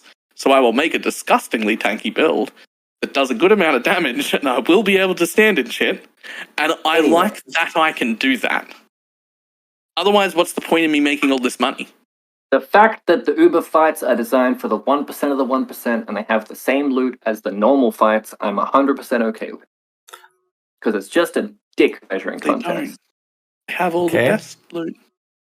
They have the same loot. I can't tell why you're being sarcastic item, right? there. No, I'm being serious. It's just a dick measuring contest, right? But no. Uber fights. Why not? No. Why not? What do you mean, why not no? Why no? Explain. Because of all the new loot that only drops from them. Yeah, but you don't really need that. I don't really need the stuff I've already got. You don't really probably need a 6-link for most stuff. You don't. That new loot's not expensive. If you're a beginner and you come in and you're like, damn, this Uber fight, I'm gonna do that, and you go in and you get stomped, you're an idiot. No shit. That's not where that sentence was going when I started, because I'm fucking dumb. But what's the name of Steel's Jewel again? Impossible 10% escape. of the players shouldn't expect to be able to clear it. I mean, like 90% of the players know they can't clear it, but the 10% that are trying and failing, that's what's supposed to happen. You're supposed to be shit at it. I'm sorry. Why am I talking? I'll just be here if you need me. I'm gonna mute. Slippery Jim, you're here. You're on a podcast. I know you lost track of where you're at. You're on planet Earth. I've just been chilling with some friends. Oh, yeah. I don't know. I don't do good opinions. Sorry. What? Wait, what's wrong with your opinions? I don't know. Nothing. I So do, there I are do different agree limits. with you on the. I'm a Surprisingly, casual. I find myself agreeing with Slippery Jim on the Please fact don't. that I find. No, wait. I'm going to differentiate. It's not a blanket agreement with whatever you say, but the point that you brought up with the Uber versions being inaccessible to the large portion of the player base because they require so much damage and so much survivability, like a high investment build, but at the same time them being straight up more interesting versions of the fights. They're not just numbers inflated, but they also have additional mechanics. And the fact that you don't get to practice the additional mechanics unless you invest the hundreds of hours it takes to make a build good enough to actually enter that fight, I find that a little bit sad. But on the other hand, I'm also really happy that instead of just making made it up. What? It's just the same. It's just the same stuff. It's the same stuff you already encountered in the first fight, except now it's got an extra one, or now the attack's now a default attack, or now I do 50 of them instead of 4. But it's not true. What do you mean it's not true? You're saying he's got a purple MTX now instead of a red MTX, and he does 360 no scopes instead of I'm balls. saying that two fights things, play two completely things there different. that just are categorically not true. Okay, You just things like that I saying said, that's or not true and that's wrong, but you're not specifying. Tell me what the fuck I'm saying wrong so I can Yeah. talk to you about it instead of you just going, no. Two things. One, there are plenty of 40 plus X reward drops that only drop from the Uber content. Okay. Plenty of them. So there Got it. is extra loot that can only drop in the Uber content. Plenty of the impossible escape jewels. There's a few other things. I'd have to look them up on trade to remember their names, but there are a few things that drop only from those Uber bosses that are significantly expensive. Woke, Okay. Enlighten, Woke Empower, those Wait, sort no, of things okay. as well. Is there, if, like, let's say Uber Exarch or whatever, does it have more than one drop that is good from the Uber one instead of... Exclusively from the Uber? No, they all have Exclusively, one yeah. extra piece. Yeah, they but all it's have. Like I very fucking said, they all have one. I didn't say there's only one drop from every Uber boss combined. I said Right. there's one. Okay, the Uber version has one exclusive drop for that type of Uber one, and then if you did the base one, you get 90% of the drops, and then the one above it enables the drop of one. That's what I fucking said. Or, Sorry. if keep you going. look at it a different way, Uh-huh. there's one drop from Eater of Worlds that matters. There's only one that's worth any money. I forget whether it's Ashes or Omni. I forget which one drops which all the time. But there's only one that's It's- worth money, yeah, and if you do the yeah. Uber, there's two that's worth money. So you double the Uber reward. Yep. So that's twice you as there? beneficial. on How that about- note, I can quickly you have to get both? interject. I did a bunch of them last league, and I got a number of amulets because they were really common last league anyway.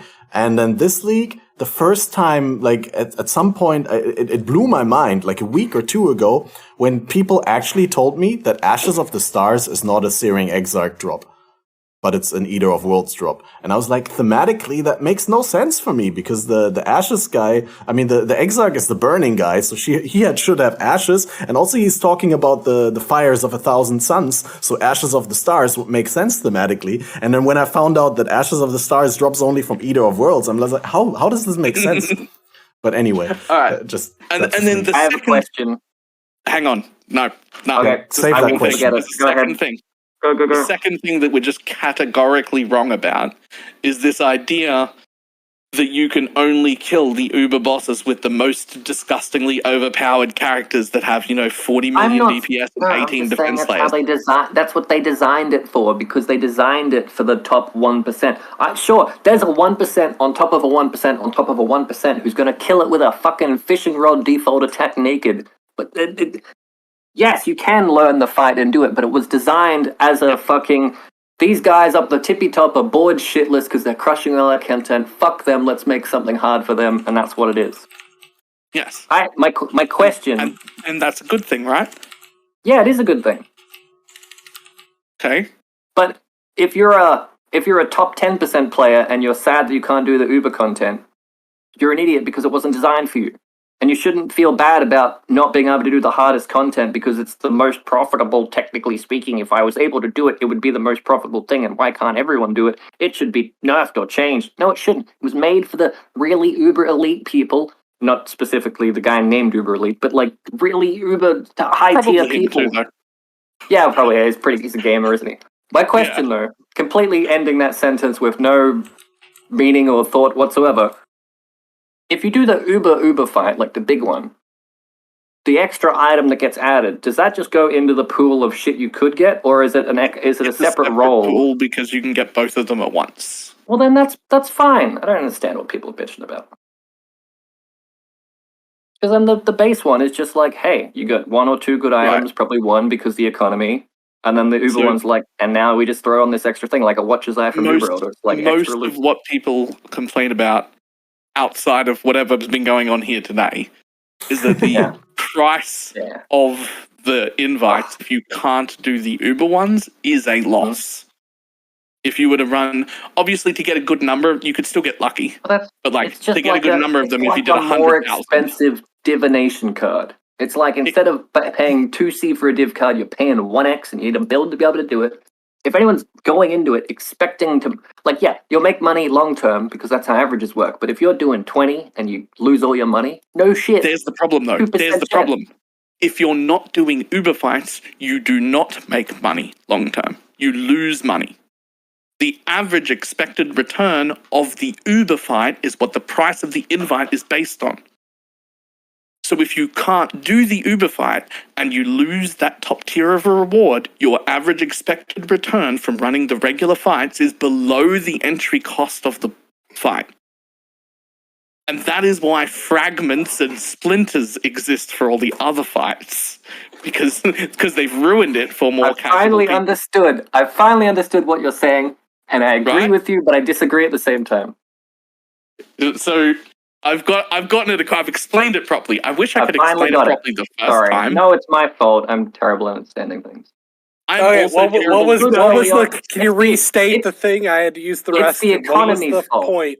We finally got Jim to the point where he understood why I wanted fragments or splinters and why they would have been a good thing. Because if you can't run the Uber, you are now running the fight at a loss expected. You could get lucky, but if you did 10,000 of them, you will lose money if you're not running the Ubers. Right? And if you're running the Ubers, you will make money if you do 10,000 of them. So because and that's my problem. The key to do the boss is the same for the Uber fight and the little fight. Because the economy has reached the point where a lot of people can do the Uber fight, the economy of the price of the key is now based off of the Uber fight and not the little fight, so the little fight is no longer profitable. Therefore, the majority of the players are fucking suffering because the majority of players can't do the Uber fight. So the top 1%, it's the real world economy. We're getting fucked by the top 1%. Oh God! And I'm here for the margin. I don't want. As someone who sits in the top 1% and gets a lot of shit for it all of the time, I dislike this. Because it's like his house. It's like if Uber, Elder, and Shaper used the same fragments. No one could ever run Shaper other than to waste money unlocking your Atlas one time because you had to. Because you're losing money if you do it. Whereas with fragments involved, now there's room for someone to run Shaper all day who can't do Uber Elder. That should have happened with these. Well, and no one's saying that that's not eventually going to happen. I do think that just one point real quickly, I think it's a great thing that they did implement those keystones for the first league, that these Uber versions exist, because that makes them super accessible to everyone. Aside from the build requirements, which are massive to get into that fight, right? And which is why I'd like people to be able to do an easy version of the Uber fights, or if the Uber mechanics were like, I don't know, scrap that last part. I don't know how to solve that. I think it's great that there's easier versions of the fights, and I think it's also great that the harder versions have like separate mechanics, because quite honestly, that's one point I really quickly want to drive home, because I really enjoyed that Uber Cirrus fight. It's way more fun than the regular fight. The regular fight is like snooze fest for 2/3, right, until you get to the last phase, and then it's only interesting, and then it's already almost over if you're playing a decent build. And the Uber version just starts intense and ends even more intense, and that's great. And I hope that in one of the upcoming episodes, like, more people who are on will have engaged with the Uber version, so we can talk about the fights in detail. But other than that, I think I wanna stop revolving around the topic of the drop prices and the invitation prices, because I think we've made all the points around that. But yes, you can say one more thing to that, but before I want to give the real James Humphrey the chance to say something, because James didn't get to say anything in the last. You know what? I'm just really upset they're not still fighting. I went and made some popcorn. I was just gonna. Oh, here's my one thing, and it's not related to this. Every time we have FATED, there are people in YouTube comments who are just like, listen to this elitist prick ruining everything, and they are going to have a fucking field day with me this episode. No, you're fine. Dude, I baited you so hard in these. I'm so sorry. Actually, I'm not at all. I'm not sorry either. It's fine. Thanks for the engagement, people who hate me, by the way. Cheers. No, Okay. I think you both brought up points that I didn't consider, which is invitation is going to increase, like you were saying. So the invitations will just become more valuable. And maybe it is good that these bosses are extremely hard and most people can't do them. I'm not sure. Like, I'm basically going to probably take the Balor approach, make some insane build, and kill them. Hopefully it won't be 600x. What I was hoping to is be able to make builds that were like 80x. I could do it. I'll give you But I have to do it with cheese stuff. I wanted, like, you actually engage with the fight. There's several that exist. Like, there's a cast of death one that'll just one-shot. Oh, I'm not doing that. There's also the general cry one, which seems to be able to one-shot it. And there's a couple other ones that I'm aware of that can one-shot it. But I was hoping to make one where you actually engage with the mechanics. But I don't think it's very possible with melee. This is the whole reason why I went down that energy blade build, because I thought you'd be able to actually have to dodge some stuff but still be able to do it. But I was very surprised when I'm still getting one shot with those level of defenses. So you probably want a range build if you're going to try to do it. I'll probably end up killing them all with Spark or something, because you don't have to aim Spark. Let's face it, Spark's one of the best skills in the game, because it goes in the Nova. And you don't gotta aim, and then it'll even wiggle through cells and stuff through the doors and attack the other room. No other skill does that crap. Kinetic blast. KB kind of can. Yeah, KB would be the other one, but yeah. And KB and Spark are my two favorite builds, closely followed by Winter Orb. Yeah, as third. So I mean I have this problem where certain skills are just so good, and I always just go into the thing SlipperyJim's okay, we'll play whatever you want. That's what's fun. The problem with me is fun for me is making crazy stuff. Fun for me is maximizing profit per hour. So I'm playing the game completely different, and no matter what I try, I can't break that loop. That's just where I derive fun. Well, it kind of sucks. I honestly wish that I could break that, because I'd have a lot more fun, I think. But you're having fun doing it, aren't you? Not sure about that. Actually, I have more fun. I'm having fun right now. I have fun with the interview project that I'm doing. I have fun making the videos. It's questionable how much fun I have with Path of Exile. That's a really good. Let's hold on to that. That's a really good segue. Slippery Jim, give me your closing remark on the boss topic. You said you really wanted to bring a point across. I was just going to instigate, but with my actual opinion, doesn't matter. I'm good. No. With your actual opinion implies that you actually haven't given us your actual opinion. But I'm still going to be instigating. No, it is my actual. And even if another half an hour discussion results from it, it's worth it.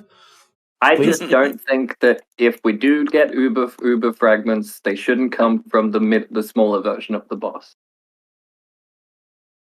Where else would but Ali's going to say the opposite, from? And that's fine. I don't know. Just make them make it take two invitations to summon the Uber version or something. That probably wouldn't work, because the economy would still shift and fuck everything. Well, I don't know. Then the average return would have to be twice as big from the Uber version. If there was Uber fragments, and they come from the smaller version of the boss, I think that'd be shit. That's all I'm saying. I do not know the solution. I'm just saying I think it'd be shit. Here's the wild card. I also kind of agree. I hate fragments and splinters. I wish there was another solution. But as you just throw them into the same pot. If they just made it maybe when you do a map boss or when you do an altar or an Exile altar, you just have a chance to, like a 1 in 1,000 to get a splinter or something. That'd be shit. But there's 80% of the player base that are doing maps and can't do the content, and they can sell their splinters or they can save it up and do it. I don't fucking know. There's no. Okay, so solution. we got to differentiate here, right? Splinters are uniformly the same thing, and you need a given number of the splinters to access the boss. Whereas fragments are inherently different, and there's 4 different fragments, and you need the 4 individual different fragments to come together to make an access to the boss. I do prefer splinters than fragments. Yeah, I just think that they're 2 completely separate things, and you just threw them both in a pot and said you dislike them. Whatever happens, if they could keep it as it is, that's fine. But if they goddamn implement fragments or splinters from the Exarch fight to get to the Uber Exarch fight, I'm gonna hate it. The only reason that I say splinters or fragments is because those are the solutions we currently have, and they're way, way better than not having them and having the entry cost be the same. Like I would rather have fragments or splinters dropped from the regular bosses to fight the Uber bosses than what we currently have. But I also hate how many fragments and splinters we have in the game, and like if somebody was smart enough to come up with a better solution, I'm 100% on board. I just don't have a better solution myself. So for now, until I'm presented with one, I wish they had have done fragments or splinters, because that's the thing we know that works already. That's the only reason I'm advocating for that. I also hate the idea of more fragments or more splinters in the game. That would be horrible. I don't want that. It's just the best solution that they've done so far, and I have a better one. That's all. So well, that, we agree. Yeah. I mean, you phrased it in a very easy to agree with way. He disagrees for a different reason, and I could start a fight over that, but I'm not gonna. All right. Let's quickly, before we talk more about Path of Exile, let's go into the segment where we talk about the content creation stuff and our approach to it, because I think that there's some interesting insights to be gained from our difference in perspective on the whole topic. You guys are both very successful YouTubers within the Path of Exile sphere. I think that's fair to say. Standouts, I would say. And you've been at it for quite some time, SlipperyJim. I checked. Actually, I did a background research for this podcast specifically. I looked it up, and I was like, your first video on your YouTube channel was uploaded in 2016, and your Path of Exile account exists since 2015. I couldn't find out the Real James Humphrey account because maybe I'm just stupid. I looked at the wrong Twitch channel, I guess. Let's go with Jim first. It is the Real James Humphrey on YouTube. Yeah. On YouTube, I found you. It's just like normally when I try to find accounts for like the PoE accounts for people, I go into their chat and type !profile, but I couldn't find your Twitch account. That's why I'm stupid. I'm just By the stupid. way, I should have known it. I was lurking in my chat when you did that, and I'm like, "What the fuck is Catmaster doing? I'm not even streaming. I saw you do it. I saw you researching." Anyway. So you're prepared to answer the question that's coming up? No, I don't know. What's the question? The question is, what made you originally, like, what inspired you to do PoE content, video content? I watched this guy on RuneScape do farming videos, and he would just farm miscellaneous shit, like that no one cared about, and make loot videos for it. Like, a goblin, or like a random NPC that you can kill in a weird situation for a quest, and apparently it's got a loot table, and he would just do that and make loot videos. I'm like, I'm shit at this game. I can't do bosses. I need a div. I need an axe. I need a 1C axe. I didn't know trade existed. Like, I didn't know you could trade in the game. This is my first ARPG. I've never played Diablo. So this was a terrible one to start with, mind you. Fucking hardcore meta. Ugh. Anyway, I needed an axe that's worth an alch, and I didn't know how to get it. I looked up it on the Wikipedia, and I learned that div cards are a thing. So I went to the place where you can get the axe div card, which was Calm's Path at the time. And I'm like, well, boys, I'm going to be here for a couple hours, crack knuckles. Might as well make a shitty loot video out of it and like replicate this YouTube channel that I follow. So I did like 10 hours of it, and I'm like, this is a piece of shit video. Shit posted on Reddit. Just discovered there was a Path of Exile Reddit. I'd been there for a little while. And I got more than 3 views. I'm like, damn, son, looks like this is going to be my job. And so that's what I did. And I just kept shit posting for like a couple years. And then I don't know. I used to really like video editing. And then I just got to a point where I was just being like really lazy with it. And I just like, do the farming. I mean, I'm being lazy with it. I farmed for 15 hours and I edited it down into a 5-minute video. And I'm like, damn, I'm lazy. But like, now I do 10 hours of farming, and then I just, instead of editing it down, I just hit record because apparently people like my personality. Fucking psychopaths like my personality. So I just hit record, talk about loot for 5 minutes, and say like opinions on whether the map's good or not, move on. And I did that for ages, and I don't know. I think I'm getting sick of it in a way of just, I want to edit videos again. So maybe I'd make less videos, but edit them better. I think that's what I'm going to change. But I don't know. I haven't really had a job before, and this isn't really a job for me because when you said successful, I assume you meant like infamous instead of monetary, because I don't know about you. I don't know how you gauge success, but this ain't it. But no, that's great. I just I'm gonna keep doing it. I live in a shed. I have very low monetary needs. I can live off like maybe $2,000 a year. And if I make more than that, that's great. And I can with YouTube. It's not a lot of money, is it? But that's okay. And that's what I do. Yep. What are we talking about? What was the question? That was you answered it perfectly. Thanks, man. Now we got the fake James, the slippery James answer. What's the real James answer to the question? I checked your account and you made Path of Exile videos not longer than a year ago is when you started, unless you deleted some older content. I have a lot hidden because they're like, they're irrelevant. Well, I mean, when did you start making Path of Exile content on YouTube? In Harvest League. Already? Okay, Harvest is 3.11, right? That's already like 2 years ago. It's actually, I think I posted my video like 2 weeks from now would be 2 years. All right, and how long have you been playing Path of Exile at that point? Like, when did you start? Back in Domination League. Domination League. Wait, so you've been playing the game longer than I have? Yep. Crazy. Well, we had the conversation about the old races, so you should know that a little bit, right? Yeah, true. Well, I mean, could have gone either way. Could have also started after me, but I did forget the details. I didn't forget the conversation. Yeah, I've been playing for a very long time. I've played tons and tons and tons and tons of builds, and I've been making builds since before POB was a thing. Basically with Excel spreadsheets and stuff like that, and I used to just share them with my guild, and then they all play it and have fun. So I already knew that I had like build making skills and tons of practice with that. It's just I wasn't widely sharing it. And then all of a sudden I decided, what'll happen? What'll happen if I post a video?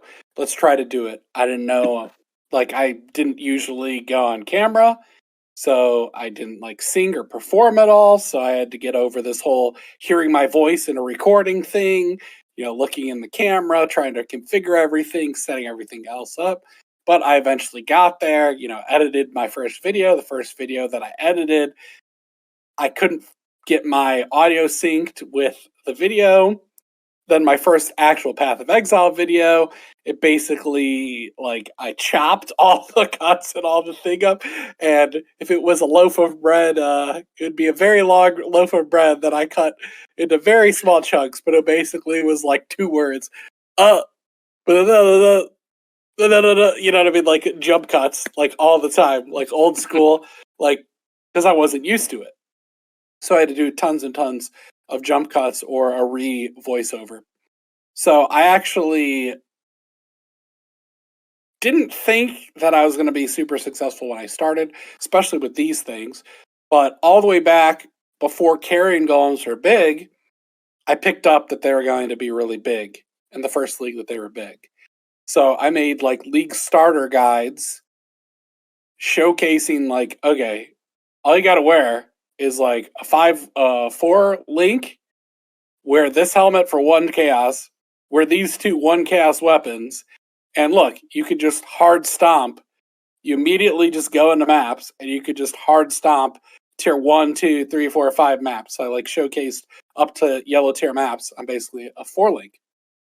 And then I showed like, okay, you go into a 6-link, and then now you can do, like yellow, red maps. So that video, my very first video that I got like 10,000 views. Then I was also playing with like a small group of friends that I've met over time. And during harvest, they had the Uber beachhead. And one of my friends was able to get one on like day one. So then I posted a video of us just like checking that out, nerding out or whatever. And then that got like 10,000 views.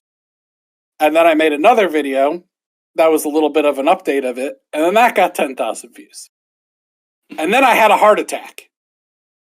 An actual heart attack in the hospital. So then I was stuck in the hospital for 2 weeks. I pushed myself a little bit too hard making these videos, chugging the coffee, stuff like that. Plus other reasons. It was going to happen. But luckily, I survived the heart attack. And then for a while, then it was a whole period of me just like adjusting to meds, which kind of sucked. Now, this whole time I've been doing it, I was working full time until very recently when I decided, I'm just going to give a push to the content creation and just see kind of how it turns out. But I've been working professionally for 16 years doing enterprise resource planning software modifications and advising businesses doing like consulting stuff. Advising businesses. So that's where you learn to monologue so fluently for such a long time. I had to talk and fill air and explain stuff with very scary people in multi-million-dollar companies, and they kind of just threw me into the deep end. They're like, all right, good luck. So I'd be in situations where there's like a CEO and the CIO and all these other people. It's like multi-million-dollar company, sometimes like billion-dollar companies. You know what I mean? I'm on like the tier 2, and I'm just like, hi guys, all right, let me tell you the plan, whatever, and go. So I was in very high pressure situations all the time doing that stuff. But anyways, you probably found the best possible coping mechanism.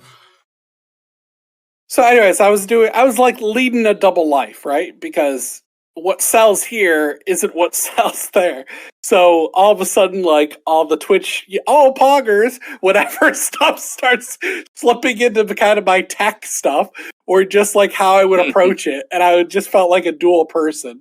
So I decided like, I like this enough that I want to pursue it and just see where that goes. But I wanted to do higher production value stuff, and unfortunately, like in Path of Exile, there doesn't seem to be that much of a market, or at least with the stuff that I'm producing now, which has a lot more editing to it, just like the payoff isn't there, because some of these things take like 10 to 15 hours to make, and you have to get a pretty significant return on views.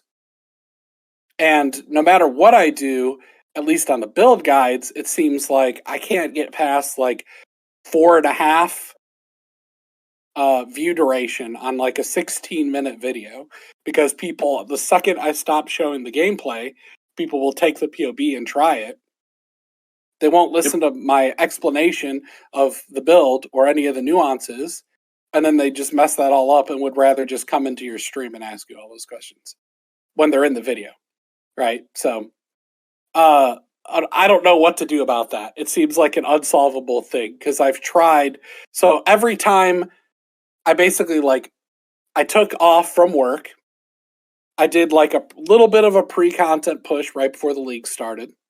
Then I did like 1 week, because I had the whole week off, of a very hard content push. And then I would like come back and then kind of play casually after that. So I'd be making all my money from in the league currency wise in that like first 10 days to be able to fund all my other videos. But it just like, man, it's really hard once you go back to work. It would always be, whenever you go away, before you go for a vacation for work, it always was, okay, I got to get all this stuff done and do all these loose ends, and everyone waits the last second. Oh, you're going on vacation, do this. So it'd be like a 60-hour week that I'm working while simultaneously trying to put out the pre-league content. Then I go back from work and it was like, okay, well, I'm back to work. Time to work like a 60-hour week on this for like a week to catch back up, right? Because the work doesn't go away when you go on vacation, or at least in my job, it didn't, right? So it's just like you're working this massive thing. Well, turns out not a good thing for a YouTube channel to now all of a sudden not post. And actually last cycle, I didn't post for like 8 days because I went back and I had to just work. I worked every day for like 8 to 10 hour days for 8 days straight. I even had to work that weekend when I went back, right? So I don't post. And then I post. And I get this like super shitty content. How I like betrayed them because of whatever thing. It didn't post a video. And I'm like, just free, bro. What? So anyways, the expectations are very interesting in the Path of Exile space. Would not recommend making videos probably in this space. People really, I don't know.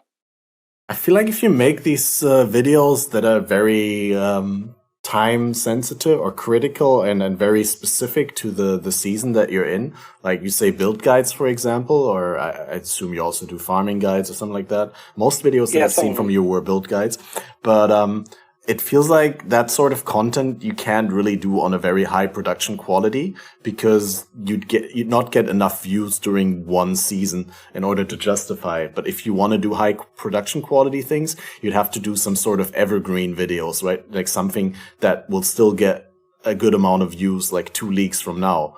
But build guides and farming guides are not it. And yeah, I mean, I've also burned myself with high production stuff. Really aren't it because they keep switching everything up, which is, I don't know what content it is. The content that usually gets the views are the farming strategies and the build guides. Really, that's what gets searched. That's what most people care about. Everyone's going to want a farming strategy. Everyone's going to want to play a solid build, and they just don't search for a lot of the basic tips. You can't do like generic basic tips. There's a couple of outliers with some crafting stuff that they'll watch. Local Hall's done a lot with that. I know that Subtractum had a really successful video with like how to craft everything, basically, where you like started from the ground up. So there's a couple of those ideas, but getting like infinite loops of ideas to where you could produce high production content that people will watch to be able to do it is really hard.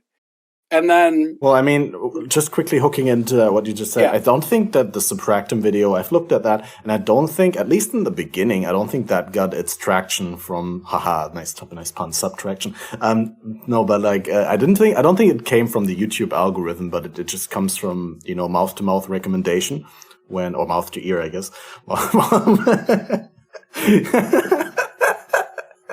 Sorry. What? I just had the wrong image in my head when I said mouth-to-mouth recommendation. But basically what I'm trying to say is, like, when you make a video that is super helpful for, like, beginner players, then they will recommend it to their friends, and that is how they get traction. Those videos. It's a different way of being successful on YouTube than, like, being successful through the algorithm.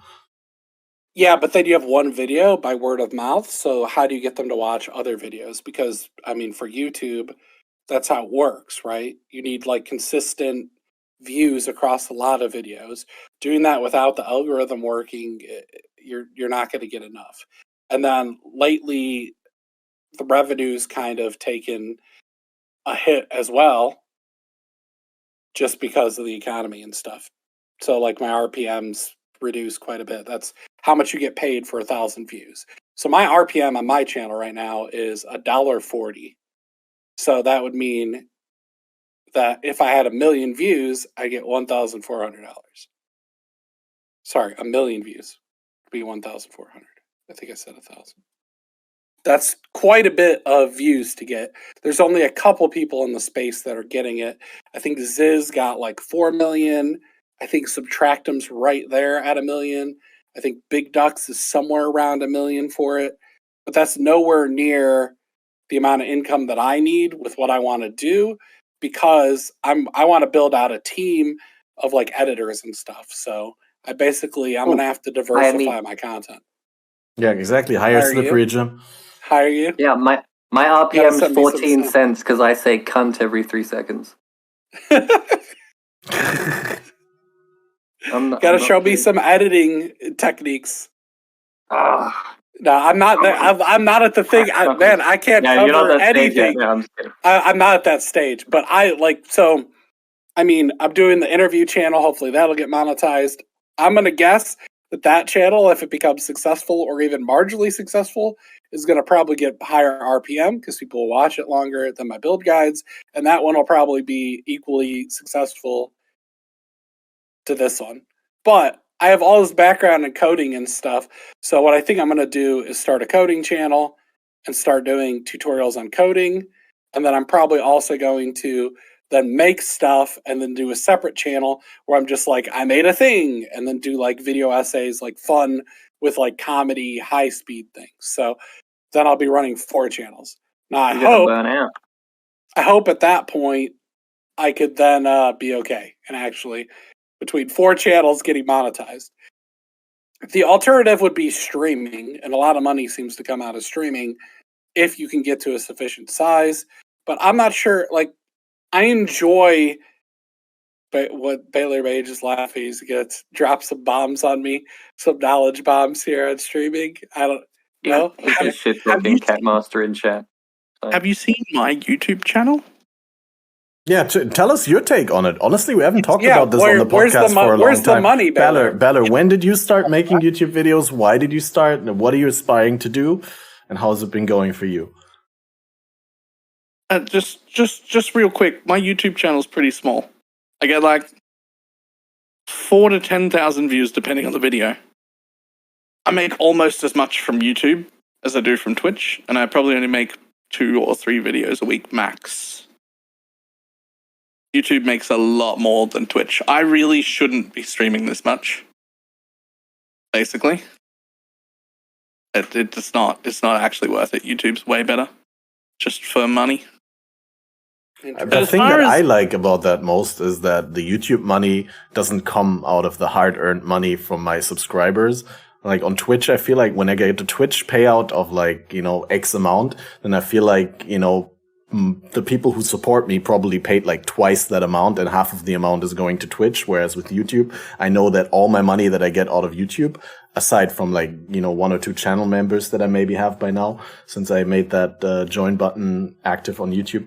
But I know that most of the money, like if not all, comes from the ad revenue from the videos. So it doesn't come out of the pockets of my supporters, which makes the YouTube revenue feel a little bit better. But the Twitch revenue, they want to support you for a reason.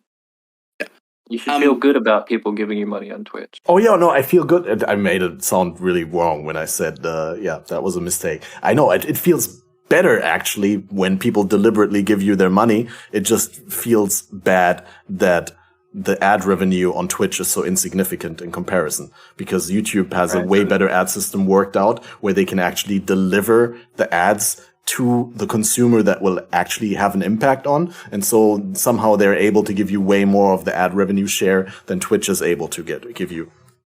So when it comes to YouTube for me, I've probably been streaming for like 5 or 6 years. But I've only really been making YouTube videos actively for, I want to say, like 2. Like, I had a YouTube channel a long time ago, but, like, I wasn't really posting. I might have done, like, a video here or there. But I really only do YouTube to drive people to the stream. That's the only job that YouTube is. Even though YouTube is better money, and I should be focusing on YouTube for a monetary standpoint. But, like, YouTube isn't what I love. Like, I love streaming. That's what I want to be doing. I want to be streaming. So I don't really care about YouTube. I do it because it's like, YouTube is the job part, basically. Like, doing YouTube videos at all, that's the job. I hate it. But I do that because that helps the stream. That's the only reason it exists. I have a much harder problem making YouTube videos because I also watch a ton of PoE content. And once something is covered correctly, I don't feel like it's worth my time to make a video on it, because that doesn't add value to any of my viewers, when I can just say, oh, you want that build guide? This build guide has been really covered really well. Then people will be like, oh, I wanted to play this build, and there's like 19 builders out right now. And I'll be like, yes, most of them are trash. Don't follow any of these. This one was done really well by this creator. Use that guide. That guide's a good guide. And so then I'm like, that was covered so well already. Like, what do I want to watch it for? Right? Like, why do I want to make a video on it when I'd just be essentially making the exact same video? Like, what am I going to do? Rebuild the path of building, rename the items, and make it look like mine? Like, I'm not going to do that. I'm just going to say, hey, this one right here was really good. My videos are just me communicating to that person. I expect, like, the first 3 days, they're the people I'm talking to. Whereas the Real James Humphrey is setting up for the future. He wants his videos to last. He wants them to be useful for 3 months for the builds. And if you're doing farming strats, if it's base content, you want it to be useful till they change the farming strat, basically. And Balor's making all his videos to be like, hey, I'm streaming right now, guys. Come check it out. I'm probably live. I don't even think I plug my Twitch on my YouTubes at all. Probably should start. But wait, what? You got a pinned comment, man. You got to use that. Yeah, every time. And the description. You're not even doing calls of action. We got like corporation. It's every time I put out a YouTube video, I try really, really, really hard to make sure that anyone who sees that and clicks on it will get value. And if it's not going to add value, I don't want to do it. And that, I want to say, makes it really hard to make a lot of YouTube content, because like it's a lot easier to make YouTube content if you're willing to lie to people. I'll tell you that much. But also it's way more work, like the amount of editing and everything that goes into it. Like if you're doing it well, like the Real James Humphrey does it well. It's a good YouTube channel, right? It's not. You just segued from, if you want to lie to people, the Real J. Humphrey does it well. That's what you just said. That is not at all what I said. That's what you just said. That's a slippery Jim here. That's okay. Right? I'm sure, half the people that are watching it kind of have that opinion anyways. It doesn't matter. I'm trying to trick them, speed things up, whatever nonsense. So, right. So, but like most of the videos that I've seen from you, that's covered well. And so I'm like, that's a great build. And like, even if I play something similar to it, I'm just going to be like, I just got it from this video. Just go watch that. Like, what's the point in me making a video? That's not going to add value to anyone. It's a waste of my time. So, like, I mean, you can add your own twist or do something with it. I mean, a lot of builds have been done by that thing. You'd never be able to make a video. But I generally like to play. A lot. Yeah. So, I mean, what I do, and don't steal all my shit. Okay, I see you there. Right, greedy little hands. I'm writing it down. Okay, write it down. Yeah, exactly. I'm just taking notes. He's going to go back and watch the VOD. Take notes. I will take different concepts from builds and put them together, or I'll take certain things, and generally I'm a shit player. And then I know, well, since I'm a shit player, I need 2,000 more life than this build has. Or I'll think of the budget. So yeah, okay, there's a really good put together build, but it was made for BalorMage, Mr. 600 Exalt thing, and I know, no one on the planet other than BalorMage and people like him can afford 600 Exalts. So let's be real, let's make a 40 Exalt version or a 20 Exalt version. So you could do that. You could budget down. I know you I know you just want to play with your toys. But not everybody has these toys, sir. Okay. To be fair, I do plenty of like 20x builds and 2x builds and 1x builds as well. But I usually do like a series, so I'll do like some build that is literally zero budget. Like you're crafting your thing with the vendor pattern, and it legit is solo self-found. You could get to probably like mid yellow tier maps. If the economy is completely shit, I know it'll be good. That's what I would call a league starter. Then I'll do like a 1x or under build, and I'll say, okay, this is what you're going to respec into slightly. So for this one, it was the lightning strike. I said, all right, grab these dream feathers, perseverance, whatever. It's going to be probably 40, 60C. Go do this setup. It's going to cost you the campaign regrets, or the campaign, and then it's going to cost you 6 regret orbs on top of that. When you have those and you have these items, switch into this build, it's going to be good. And then I'll go into probably like a 10x thing. And then after that, I'll go into maybe like a 40 to a 60, and then we're on to the next build, kind of is how I do it. So I do like separate videos, and I'm like, here's, if you're this person, watch this video. If you're this person, watch this video, and you hopefully could like follow through the steps. That's how I approach the con. Now, a lot of you guys are probably sitting there going, well, that's not allowed. You made 4 videos on one build. And who came up with that rule? That's some bullshit. That literally solves your problem of people only watching 4 minutes. You just need to make, here's the showcase 4 minutes long, and then here's the build 4 minutes long, and then they can just watch what they want. And well, except when the video is 4 minutes long, they only watch 1 minute. Well, you got to put. Well, it explains. You got to explain each one and the different things, and then maybe talk about the stuff, like the ins and outs. I've made 3 videos with 3 different path of buildings on my Magic Find character this league. As it's evolved, that's more expensive. That's the way you got to do it. Or you have to be so connected, like Pelstron, where you're getting like 100K views on a build guide. You know what I mean? Yeah. So, I mean, those are like the 2 approaches, but like my approach just isn't making anywhere near enough money to justify the effort at all. So I also have one other person who's helping me too. And so we've got our dynamic up where he did about 50% of the editing now. But for a while I was doing 90% and he was doing like the thumbnails. And now it's about 50-50. So like I record all the stuff, I come up with the script, he suggests some stuff, I leave room for a bunch of jokes and tell him what jokes that we're going to make, and then he suggests some of his own to kind of like fill it out, and we try to like have some subversion and some jokes and like fast pace at the start to get the retention up.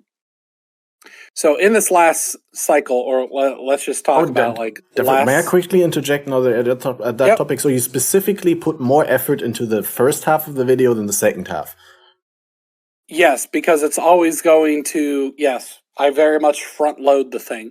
Yeah. So most people, if you probably look at your stats on a build guide, you'll see that it like drops off in the first 30 seconds.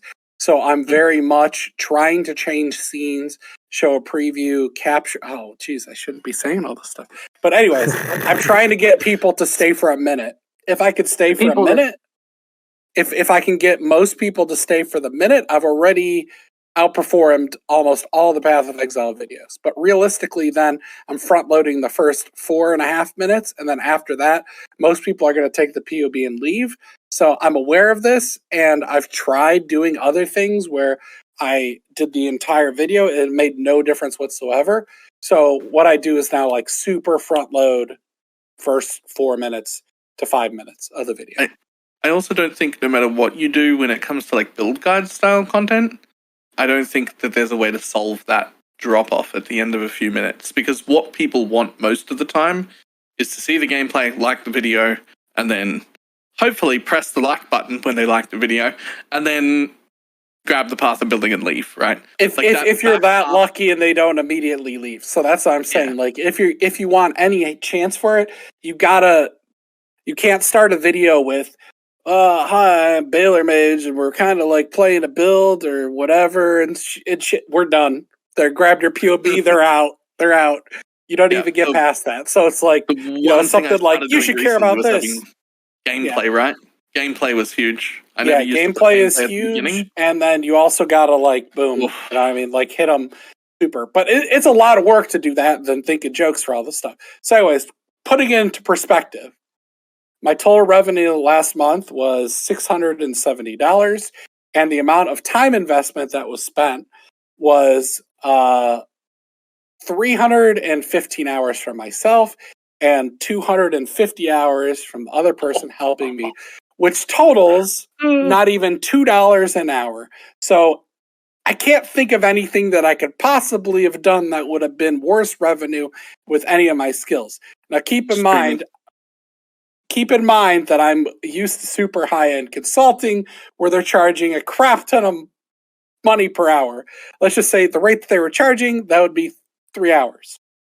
3 hours is what they would charge for my consulting, right? So for me, since I have all these other skills, I'm like, what the hell am I doing? So I've been using it as an opportunity to learn how to make better videos. And I figure, like, if I could do it in this niche where people aren't even going to watch it, then I could do it in any niche. But I just don't think, especially with a lot of the changes that, like, GGG makes, that makes all my videos useless, that I'm going to be able to just make videos in Path of Exile. Like, it ain't going to happen. So what I need to cover, like, what I pay, and then to pay self-employment tax, and then I have to pay for expensive health insurance because I have my heart condition, and my meds are super expensive. I basically need to be making... dude, healthcare, like, especially living in the States as a streamer, you have to make so much more money. Yeah, so I need to clear like $72,000. That shit ain't happening in just PoE. Outside of me being like in the top 1% of the 1% of the streamers in the game and doing a YouTube plus a stream thing, right? I looked it up just to make you feel a little bit better. My last month Twitch revenue, $382. Time streamed, 295 hours. Mm-hmm. So that's like what, $1.10 an hour or so? Yeah, and if you look at the leaks at all from all of Twitch, what you'll find out is there's like, I think 6 million people who hit play or something like that in the last year. And even of the partnered streamers, a lot of them aren't making above what would be minimum wage in the US. So I mean, like, I think it was like 6,000 people out of 6 million are making at least minimum wage. Now, when you get to the very, very top, like, these people are making millions. It's disgusting money. Disgusting money. But it's very much like a very steep getting up there to that point. They're in Uber Twitch. Yeah. They're in Uber Twitch. Yeah. They got their fragments introduced from all over. The biggest difference for me is I'm a tradesman. I'm a printer by trade. So I'm used to being paid $45 an hour before overtime. Usually doing 70-hour weeks most weeks. Like, that's what I did for most of my life. Mm-hmm. Like, I generally I'd make more money in one and a half days of work than in a month of Twitch. But what used to happen is that I would get up in the morning and wonder whether I wanted to continue getting up every day. For like 10 years, I hated life. And now I had tons of money. Rich, hated life. Now, broke, absolutely love it. Love what I'm doing every day. Don't care. I'll just be broke and happy. It's fine. Because in the end of the day, like, if I am on my deathbed tomorrow and I'm confronted with the fact that I have 24 hours left to live, would I rather have made a lot of money and had a lot of success in a career? Or would I rather have spent the little limited time that I had on this world with the things that I actually enjoy and, like, sharing my passion with other people? That's it. I'm just now broke and happy instead of... This is why I'm saying play the content that's fun. Don't play the content that makes you money. It's all about the PoE economy, my guy. See, Slippery Jim is next level because he realized this shit in real life and he applied it already to PoE. That's why I have no job. It's not because I have no skills. It's because of style and choice, obviously.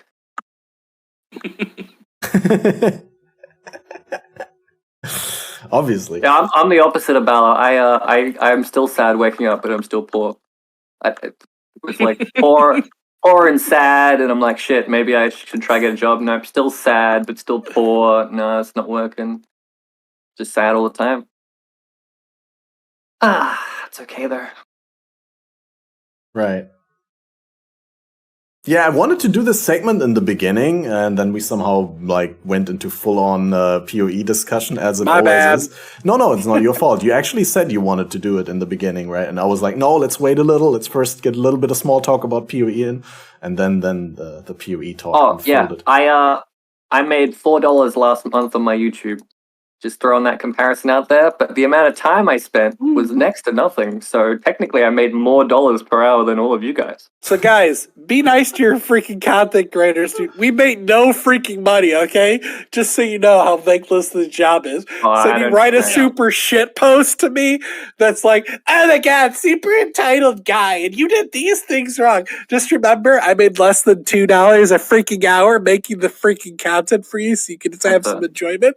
So can you just chill and be a little bit nicer? Thank you. I think that's a great takeaway for all the people Jesus who are Christ. enjoying the PoE content and watching the. Goddamn. I know 14-year-olds who work at McDonald's who make 10 times as much as me, so just calm down. Yeah, calm down. It's gonna be okay if we said I one feel thing like the wrong in the people that build write- and then help you later. I Okay? honestly The have people that been write thinking mean about. comments are the same people that insult McDonald's stuff, so I don't think it's going to change. Yeah, you're right. That is the same people. Fair. I'd honestly been thinking about doing a summer job at McDonald's just to be able to buy a new PC to continue streaming. Grind set mindset, baby. Gotta make them Exactly. fries. I like Oh, yeah. fries. I You don't get to eat them. I think you get. You make them. No. Well, I mean, I prefer not to work at a fast food chain. Hygiene. Big capitalism and stuff like that. I did work in Yeah, smaller I restaurants. prefer and that was not to very work for enjoyable. McDonald's. I'd rather be an Amazon affiliate. No, I'd rather Amazon take half my paycheck. Or Well- Google. I'm more of a Google and Amazon guy than a McDonald's guy myself. Sorry. I was gonna Well, say at least Amazon and Google don't make thousands of people like sick and shit and cause problems in their health. But now I'm doubting that statement. Maybe Amazon. I mean, I'm not allowed to say anything bad, am I? Wait, I don't know. I should No. read my fucking... No, don't say anything bad.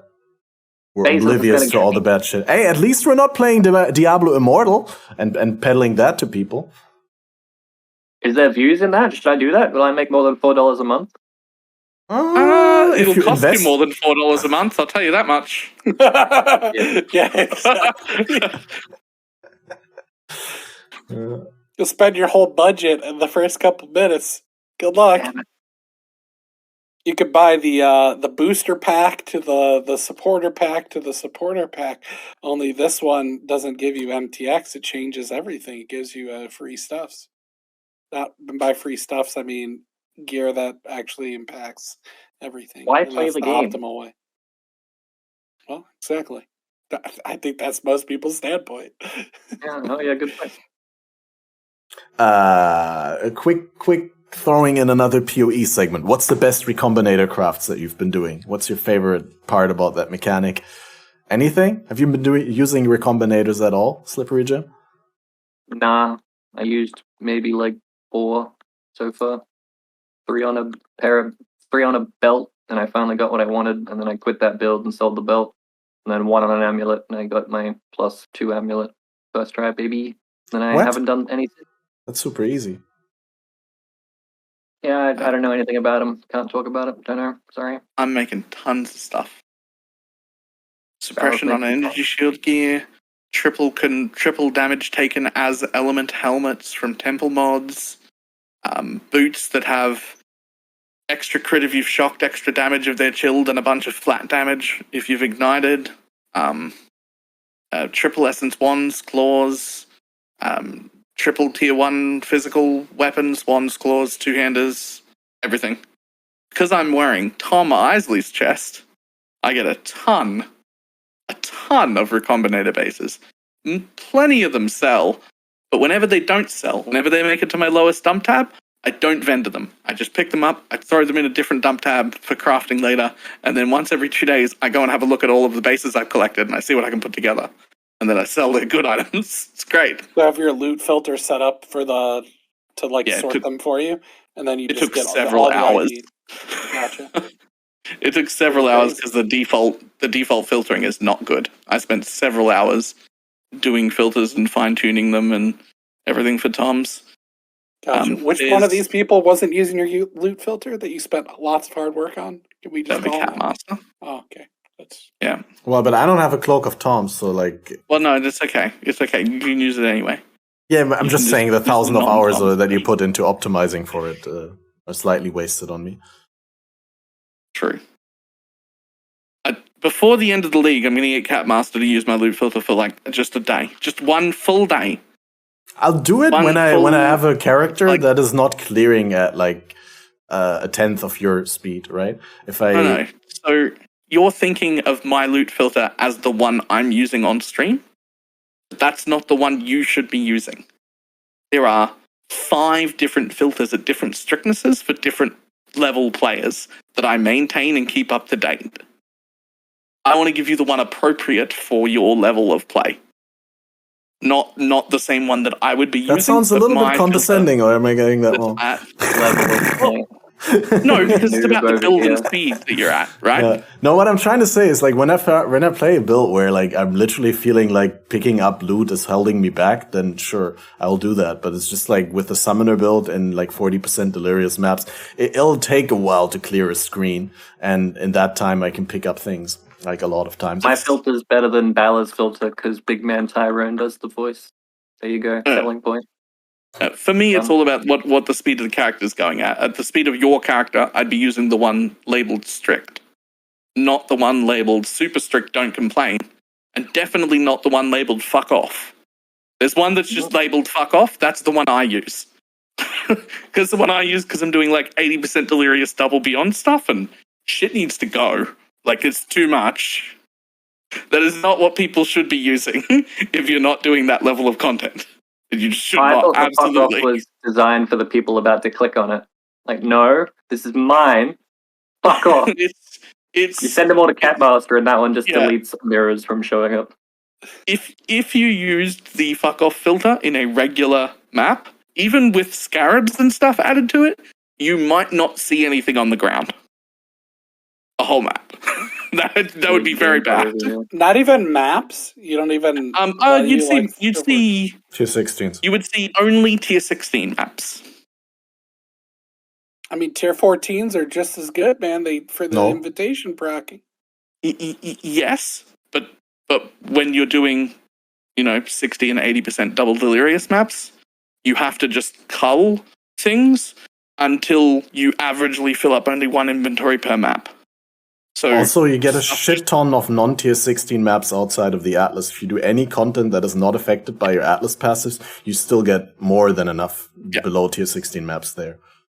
So the trick to those maps, like, efficiently, or at least in a non-annoying way, is I don't want to have to leave the map. So stuff just gets culled, right? Like, whatever's the least worth left on the filter just keeps going away until you've got one inventory full of loot.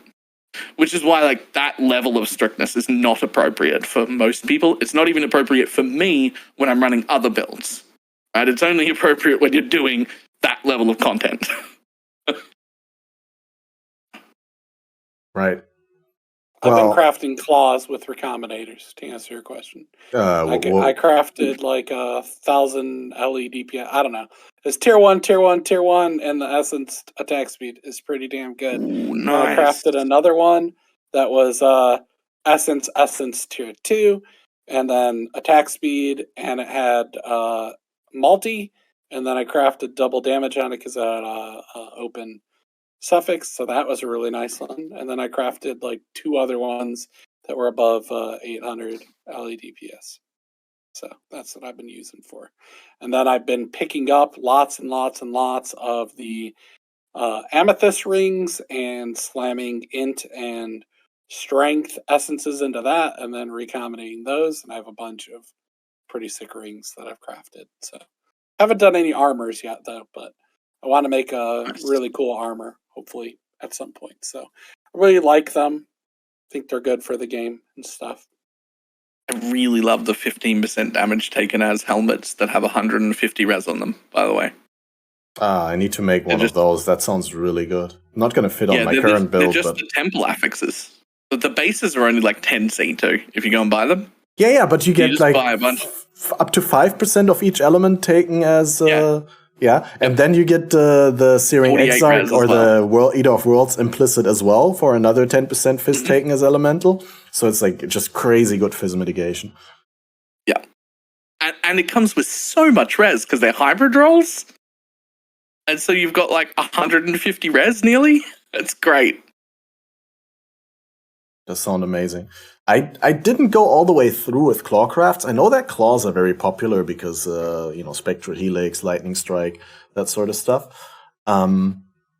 People been rocking that triple elemental claw damage stuff for a while, and in my guild even, like one of the most avid players is doing like a super juiced Omniscience Lightning Strike. So I knew about like what people want from items for a while, but I didn't do any Clawcrafts myself. The only thing that I really did with Recombinators and Claws was I got lucky and I found a shit-based Claw with tier 1 fractured attack speed, perfect, like 27% fractured, and I just recombinated that with an Imperial Claw. So I ended up with a fractured mod on the I-86 Imperial Claw, sold that for 7x as well as a base. I mean, I should have just crafted a good claw and sold for more profit, but I really wasn't into it. I was just like, this is a good sale.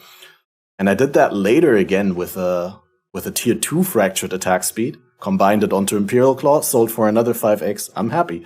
Right? I wouldn't buy a tier 2 fracture attack speed on an Imperial Claw base, not even if my life depended on it. Why not pay the extra for a tier 1? That just escapes me why someone would do that. But I hope they crafted a good item with it.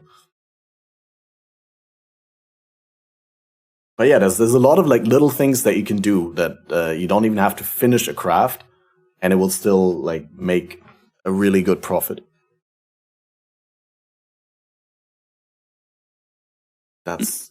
Yeah. I'm not sure how balanced they are. If we're talking about like recombinators going core in the future eventually, they might have to make some adjustments to them. But for the time being, I'm enjoying a really great crafting method that also made, like Balor's cloak come up in price massively and just made it valuable to look at all kinds of items. And that's always something that I enjoy, like when a league, like I've talked about this like before the league or in the early first review, I'm not too much a fan of Sentinel because for me to be a super fanboy of the league, it would have to essentially change the way that you approach the game. But 3.18 outside of Sentinel has so many changes that change the way that you play the game. And I mean, I guess recombinator crafting is part of Sentinel, so it did impact the way that you play the game. I just noticed I'm an idiot. But well, yeah. that, and if you're crafting them to actually get good bases to actually maximize your rewards on the Sentinel, that's a whole nother mini game. Yeah, but yeah, true. But that's the same mini game as the recombinating the other stuff. And I mean, it technically changed how I played because I killed monsters too quickly. So now I got to run through them all and try to survive, and then go back and clear them. So technically, it hit that too. You know what I mean? So the one thing that's probably my favorite thing about this league is I now care about items that are on the ground, and that has not been the case for me in 4 or 5 years. Usually by like day 3 of the league, I've hidden every single rare in existence. I don't pick anything up anymore. Now, items are on the ground and I see them. Not only do I see them, I'm happy to pick up an item off the floor. And that is a very big change for me. At least for me personally, huge. That's huge. I care about items on the floor. Yeah, I never thought that day would finally come. And it's not even just magic items because of Tom's base either. Like, plenty of temple affixes and delve affixes and like any of the special affixes from like the 7 different ways you can get special drop affixes. All of those are rare items and they are still on my filter. And also the fractured items, before. Like normally you wouldn't look at a shit tier, like shit base on a... That are shit? Yeah. Like so many items are now worth my time to pick up. I have used more ID scrolls in this league than I think I've used in the past, like, 3 years. That is a huge positive. You've got me picking up items off the floor again. Huge. That's hugely positive. Yep, I definitely agree. I think I look at it the same way, where it added a lot of value to items that would otherwise be worthless. So I think that's definitely good for the game and a good direction. Looking forward to them nerfing it into the ground just to see what happens. I actually have an idea on how they should be nerfed when added to the core game, because I do think they're a little tiny bit too strong. Okay, well, what is your suggestion there? There's some things that they shouldn't do. For instance, they should not work on mirrored or corrupted items, right? Because the idea of that is that those are bricked, those are solid, they stay the way they are. They just shouldn't be able to recombinate with them. Mirrored and corrupted items? I'd be fine if you could only recombinate them with each other. Like if you could only recombine mirrored items with another mirrored item so that the result is guaranteed to be mirrored as well, or corrupted. I mean, I haven't thought this one through, but as long as you can't like move the mods on a corrupted or mirrored piece onto a non-corrupted or mirrored piece, I think I'd be fine with them working. The other thing is fractures. I think fractures are a little bit OP with recombinators. I don't think you shouldn't be able to use a fraction item in the recombinator. I think that the fracture should act as if the fracture we would expect it to act before we got this. If you were to ask me how a fractured item would work before we used them, I would assume that if I had, say, a fractured unset ring and a amethyst ring, right, that when I combine them, if it picks the unset, it will have that fractured mod. Because that fractured mod was locked on that item. It's part of the base, basically. The other one, it could not bring the fractured mod with it. Because it's a fractured mod. It's locked on that item got destroyed. It didn't pick that base, so it should go away. So the idea of like being able to put together a double fractured item wouldn't exist this way. Like I would like it to, the fractured mod should stay locked to that base, and if it doesn't pick that base, it should disappear. That being said, I'm super happy with it this way right now in League. Super happy with it. It can stay. All of these things are things that I think should only change if it goes permanent. I'm not sure I agree with the goal that you said that it shouldn't be possible to create items with more than one fractured mod this way. I'm not sure whether the fractured mod has to be glued to the original item. I think it'd be fine if you could recombine items with fractured mods and the fractured mods are able to move, but the result should never be able to have more than one fractured mod or more than the original one. I think hardcap on one would also be fine. Maybe. The idea is just that those are just the few things that I think are a little too strong to stay permanently. Right, being able to double or triple fracture and use on corrupted and mirrored items. Do you think any mod should be as mobile as it is right now? Like, it's fine that you can put mods out of the evasion-based mod pool onto the armor and energy shield one. I think no one would disagree with that, right? That's kind of the unique benefit of recombinators and kind of one of the reasons why they're cool to use. But do you think every mod should be able to be moved, like outside of influence? Absolutely. Okay. They're not as fair. I'm just genuinely curious whether that is maybe a little bit too strong with some of the more sought after modifiers. Like, for example, the grasping mail ones, which specifically are as powerful as they are because they can only spawn on a grasping mail and only on the process of creating it. Whereas now you can move them onto anything. There's a price associated with that, and it's very, very large. And I'm okay with all disgustingly powerful items existing, so long as they are also disgustingly expensive to get. But I am very invested in this power fantasy of I can eventually make my character into a complete and utter god with enough time, investment, and currency, right? Like, so having those sort of items, like every time you try and move the global defense mod onto another chest, you first have to have a good item level chest. Then you have to have the global defense mod, which is massive. And if you're trying to put it onto another one, it has to be fractured. So it's like a 60x chest that you're gambling a less than 50-50 shot at getting it over to the other item. And when you fail, you lose it. So it's a very expensive process to actually get a chest like that. And I'm perfectly fine with really powerful stuff being very expensive. Yeah, I don't think I'd change anything with it, and I'm hoping that they don't do one of the things that would be making sure, like, they could mess with the percent chances for outcomes.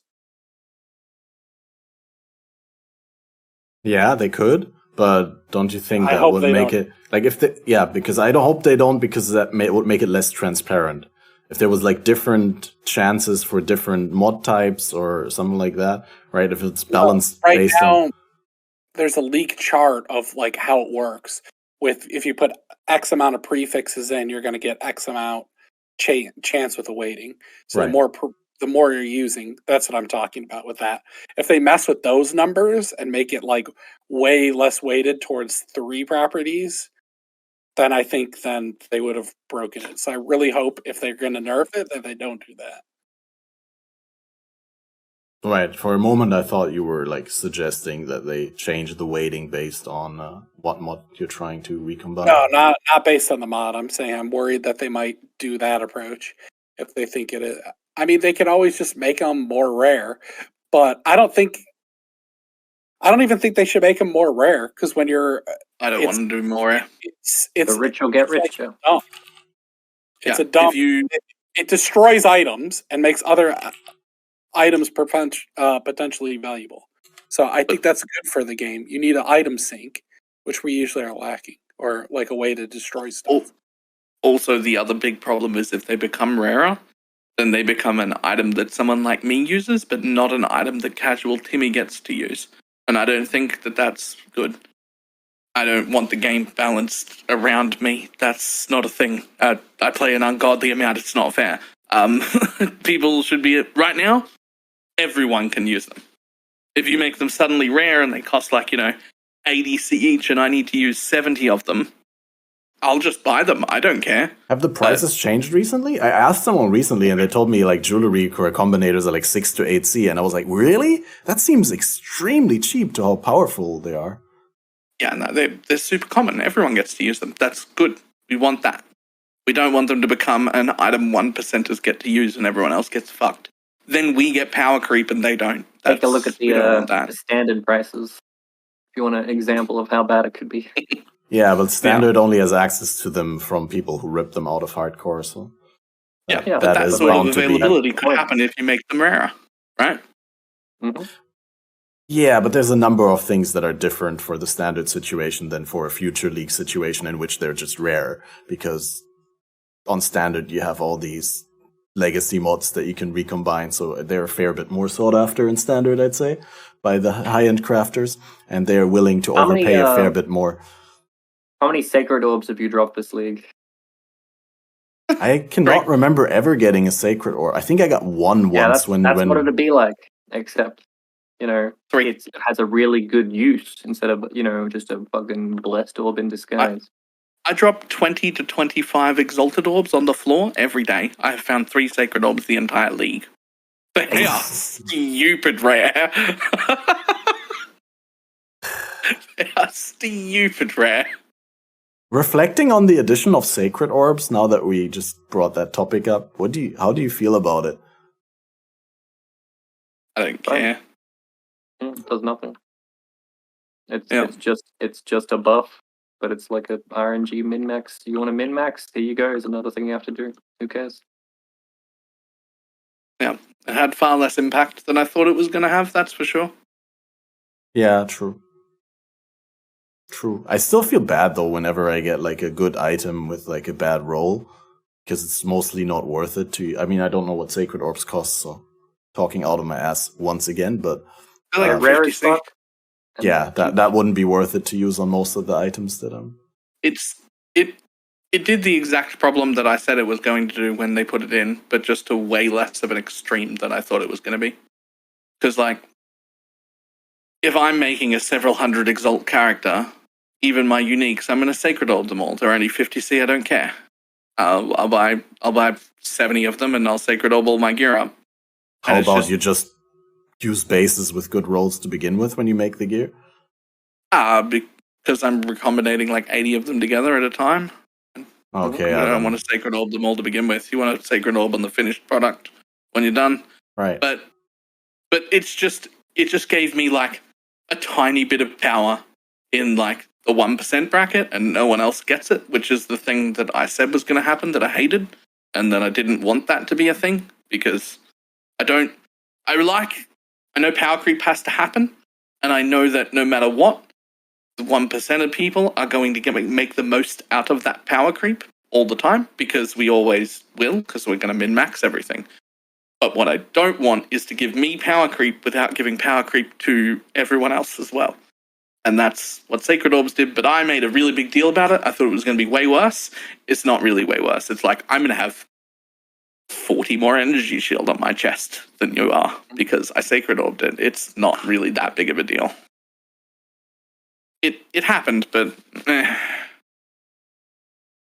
it's just not enough.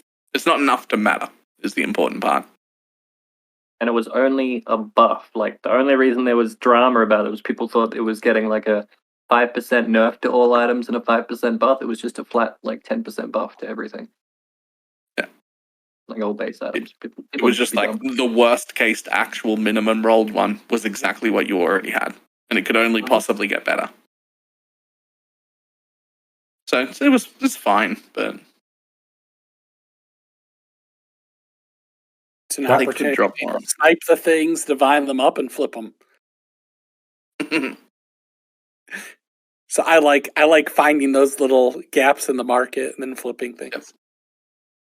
Oh, like about a week and a half ago, while I wasn't streaming, I made about 40x in an hour.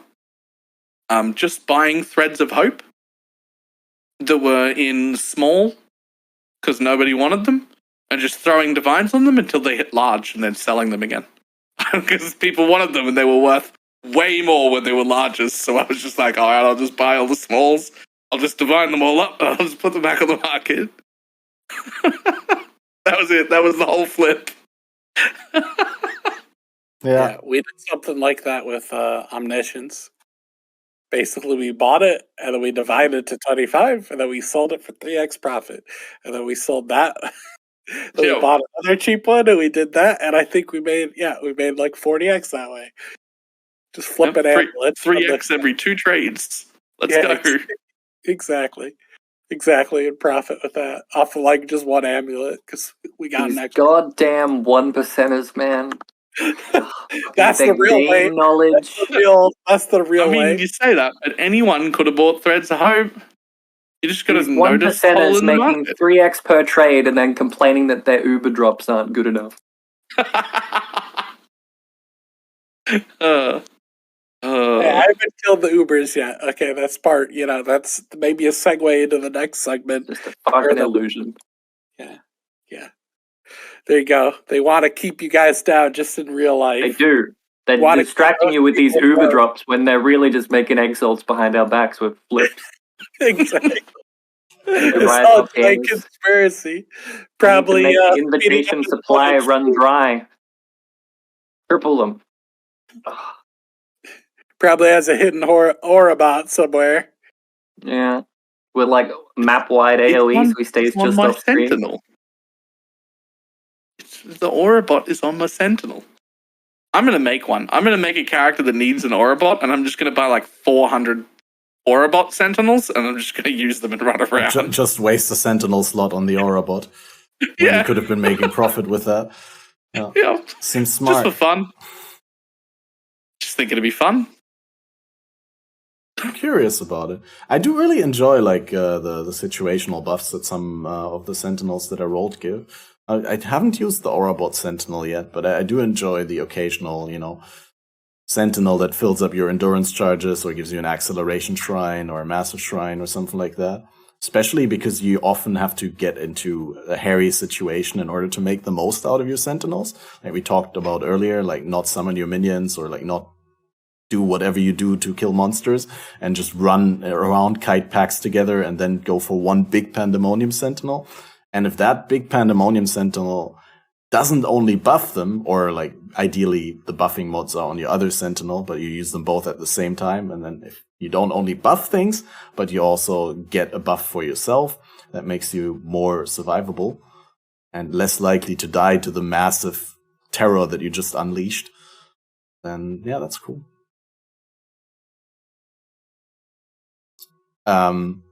Quick closing round on the state of Path of Exile. We've already mentioned a bunch of things, right?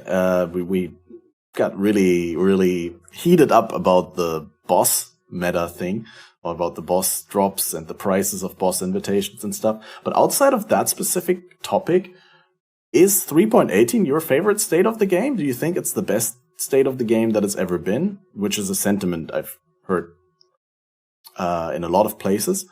Do you guys agree with that? I do. Yeah.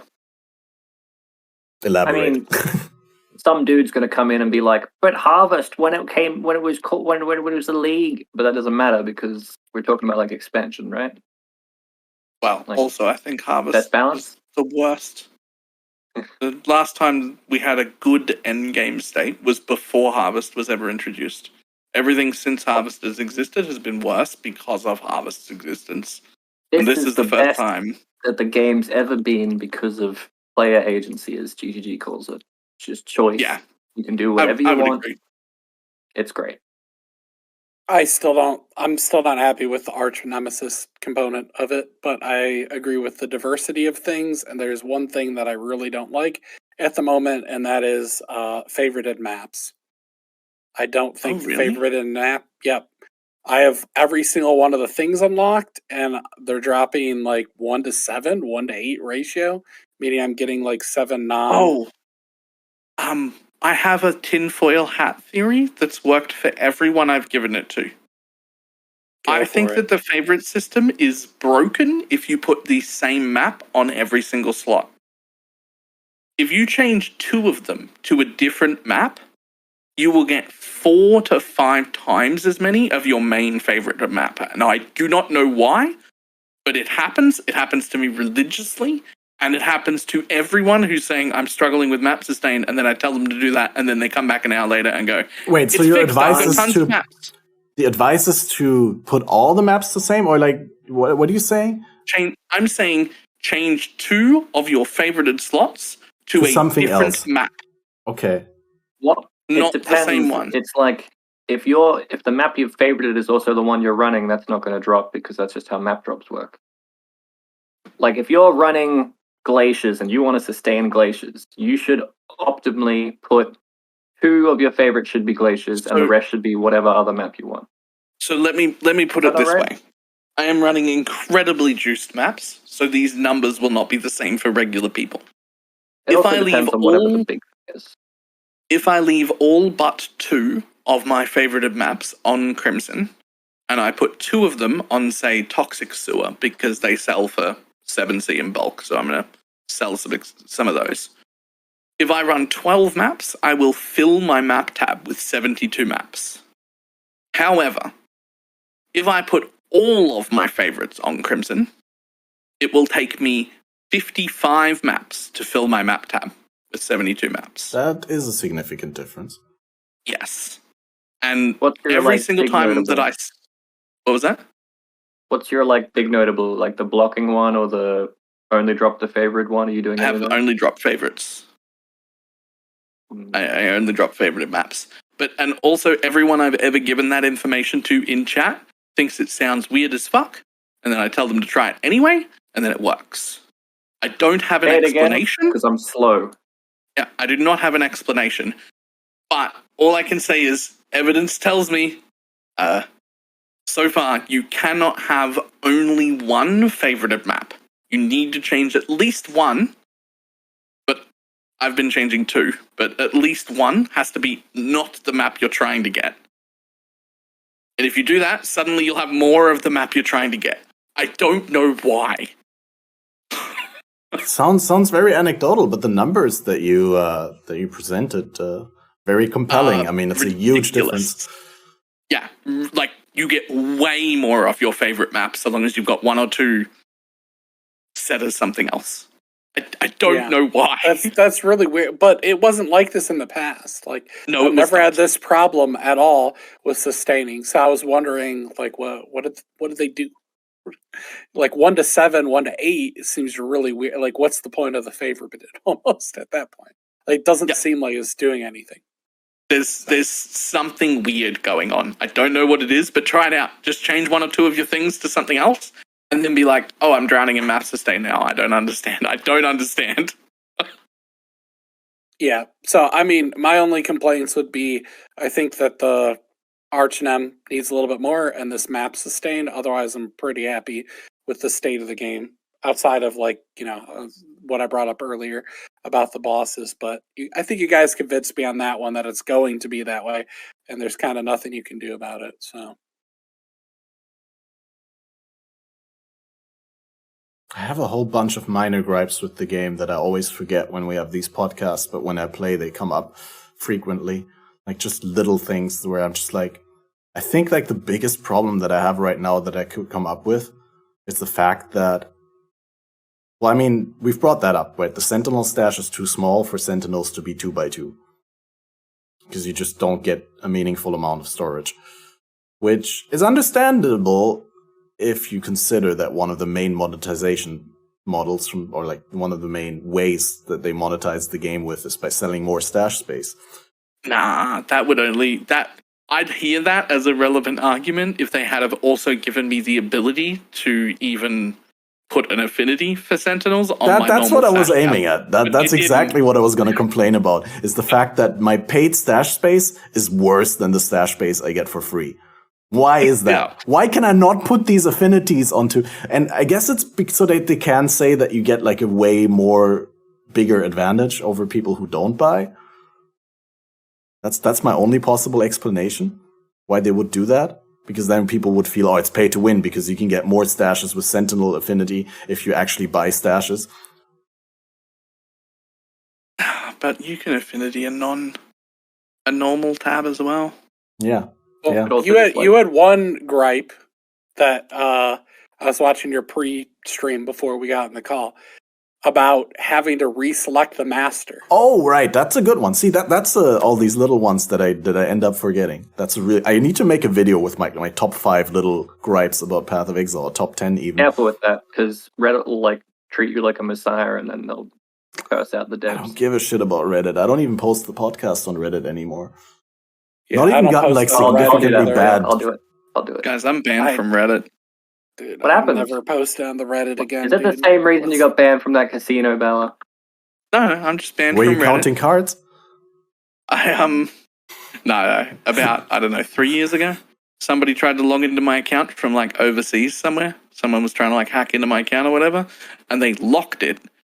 And they were like, "Your account has been locked. You can't post. All you have to do is press this button, and we'll send you an email to reset it." And I just never did that ever. It's been 3 years now. I just don't post on Reddit.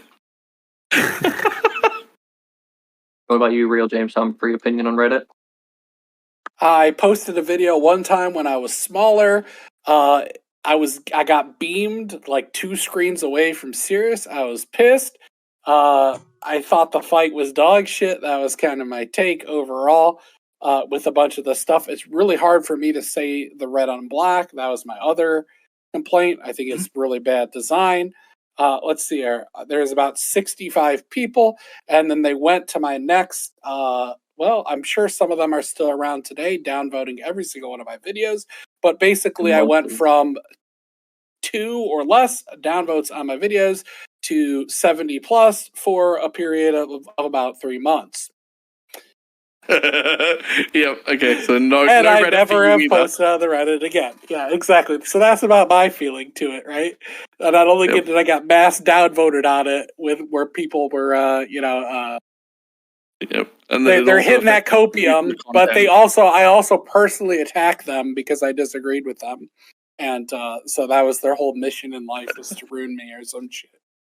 So yeah, that's my experience with the Reddit. They sure showed you with that clicking of the button that makes the algorithm see your video more. Exactly. I mean, it's still annoying though, a little bit, right? Yeah, it still hurts your ego if people downvote your video without even watching a significant portion of it. And you know, that, the downvote itself may not hurt your algorithm, but people going to your video just to watch 5 seconds of it and downvote it and leave it again, that does somewhat hurt your channel. Maybe a little. I don't know. It's really hard to say. I mean, they have notification. Like I don't think you understand the level that it was. Like you don't understand. I posted a video, and within 30 seconds, I had 65 dislikes. Like it's a 10-minute video. That's not possible. Like that's the level of. They turn freaking notifications on to do this shit. Like what the fuck's wrong with you? Yeah. Anyways, like that level of vitriol. So I mean, like. I don't know. Gotta appreciate the commitment, though. I mean, unless they roll, No, I know. even if they roll the bot. No, That's some dedication. No, fuck. Hey, them. everyone that hates the real James Humphrey, can you do that for me, but upvotes instead? That'd be great. Yeah, exactly, guys. If you dislike James Humphrey's video, just go to Slippery Jim's video and upvote Slippery Jim's video instead. Oh, yeah, I'm sure they'll watch this and downvote this. That's the best way to get back at him is to upvote my videos. Yeah. If you could just do that, guys, there you go. That would make me very, very angry. Let's be honest, they only got 4 minutes into this podcast. So True. Yeah, I'm gonna edit it into the front of the podcast. You haven't even posted the VOD yet, but they've already disliked it. That's how. Dude, last podcast I uploaded to YouTube literally had 2 comments and 4 views before it even went published. And I had no idea how people actually did that. I never published it. I just uploaded it and pressed the buttons. And all of a sudden people were like congratulating me on having these cool guests and stuff. And I'm like, dude, how did you even watch it? How are you here? Yeah. Did it have at the bottom of that part? Now watch this video on sex.uno or some shit. I don't know. Whatever. That's the No, it was actually people that I at least had publicly subscribed to the channel and that I've seen before. But those comments I also get sometimes. Yeah, really weird. I hear them at every video. games? Mm-hmm. The spam bots. Yeah, there's a lot of them. Here's the interesting question. What percentage of real users exist on Twitter and YouTube and stuff like that? How many of them are just bots that we don't know? That just post generic shit we have no idea. I a little bit hope that Elon Musk buys Twitter, eliminates all the bots, and then what we figure out is that 70% of the user base of Twitter was bots. Imagine I would not be surprised. Third. That he's like, even if it was only a third, it would be crazy. Exactly, but it would be really, really funny. And then he realizes he bought this thing thinking that there's this giant user base and it's all bots and it's the worst event. Like, you know what I mean? Like, he uncovers and takes his own company. Oh, that'd be spectacular. Yeah. I just hope he buys YouTube after Twitter. That's a big hope. And Twitch. I don't think you want one person controlling all that shit, man. Yeah. Especially when it's so powerful. Yeah, not any person, but I think I'd be fine with Elon. I'm going to counterpoint and say that's the dumbest fucking idea I've ever heard. Probably. Man, he really got. Are you getting a there's no. It's just. I don't even want to go into it, man. Fuck Elon Musk. I'm not absolutely very far away from glorifying the person. I'm just saying, like, if I don't know, man, you just like I don't know. You might not want like. You know what? I'd love a monopoly from this guy I hate. That's a great idea. Yeah, I hope he buys all the social medias and controls them all the way. Well, that was hyperbole, obviously. But okay, specifically in the case of Twitter, I don't think it would be worse if he was running it. If he was, the owner, it'd be great. That guy that ran Blizzard into the ground, he should buy GGG and Amazon. Who did run Google. Blizzard into the ground? Yeah, but he should buy Google. I think that'd be really good for him. Who was it? I don't know his name. I don't follow those losers. Who doesn't matter. Oh, okay. The misogynistic. I'm gonna use words to demonetize your video. But all right. Him. Yeah. Anyway. Well, moving along through the PoE topics, if there's one thing that we already sort of answered that with but if you could change one thing, like just snip a button, if there's one thing that you could change about the game, what would you change? Sounds. There is a you know how 3D objects work, like a face. You know what a face is on a 3D object, like a No. What do you mean? Like a cube has like 6 faces right, or whatever, right? Sure. There's a face missing on the map device that's been missing for like 4 years. I would fill that face in because it's fucking annoying to look at. On the regular base map device? On the big map device. You could see it in that video that you're playing right now if you fucking replay it. It's in the spinning I'll animation. show it in my hideout. It's way better. The globe in the middle, if you put a map in while it's rotating, there's a missing face on the globe. Like it should just be a like a face that doesn't have textures. Or? There's a goddamn there's just a square you can see through that shouldn't be there, and you can. It's very obvious. You just look at the animation. It's just a fucking square rotates every like 3 seconds. They just got a fucking who designed this 3D model and what's wrong with them? Anyway, I'd fix that. Yep. Mine's the sound engine.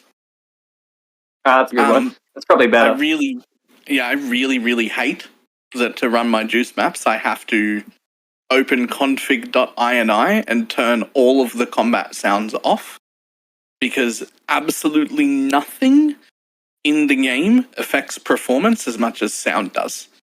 And just turning the slider down doesn't do a good enough job. You have to like close the game, open the config.ini, change the sound to false, open it back up again, and now I get to play maps with no combat sounds at all.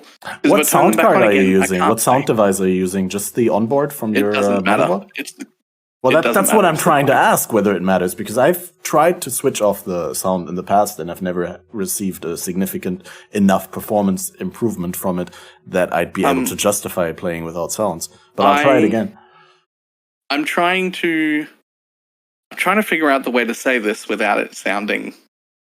You know how I get that, Balor, but I'm doing beyond 40% delirious content right now as well, and I'm going to below 20 FPS as well. It's completely fair to say that when I'm doing my HCSSF journeys, but right now I'm comparing my experience, right? Right. Okay. You see that goddamn square? Fucking what the fuck? Imagine using big map device. Exactly. That's why we use small map device. Oh, right. It's not even just black. It's just completely missing. That's terrible. Who the fuck? That person should be fired. That is, like, glaring. God, that's terrible. I didn't know that was there, and now I know it's there, and I hate you. I can't unsee it You're welcome. anymore. I'm not going to look, so I'll still not know it's there. I'm never going to be able to unsee It'll be that. in your mind. You'll remember, and you're like, oh, see, that's. Although I do agree with Katzenaktivitäten in chat. Is like whoever uses the big map device, the small one is the way to go anyway. I use the big one. Suck. Not anymore. You're obviously playing the game wrong then. I'm going to have to change it. All right. Hey, I didn't go. Oh yeah. Do you want to go? Yeah, go ahead. Oh yeah, I'm here still. He's ready. Thanks, buddy. I'm a bad host, dude. I need to learn some from your hosting abilities. Fortify. I still am not happy with the Fortify change. It's too hard to max out, even with some investment, I think. I would agree. I think that's actually a point where I'm like, I still don't understand why Champion gets like 20 Fortify unconditionally and stuff like that. Because they did nerf the guaranteed Fortify from my Animate Guardian Kingmaker to 10 fortification stacks, which I think is fair because, it gives you a baseline of fortification. It's a noticeable defensive buff, but it doesn't outperform the Fortify that a real melee player gets from his Fortify support. I get 10 but like cast on crit, like usually you don't have that much for that, so you can't maintain it on there even if you spec in. I found out especially in like 25 simulacrum higher, even though I had pretty good generic scaling, 100% crit, I had like 300 multi, I had like 300% increased, and I had an energy blade that was like 4,000 DPS, and I can't maintain it on like really high simulacrums still.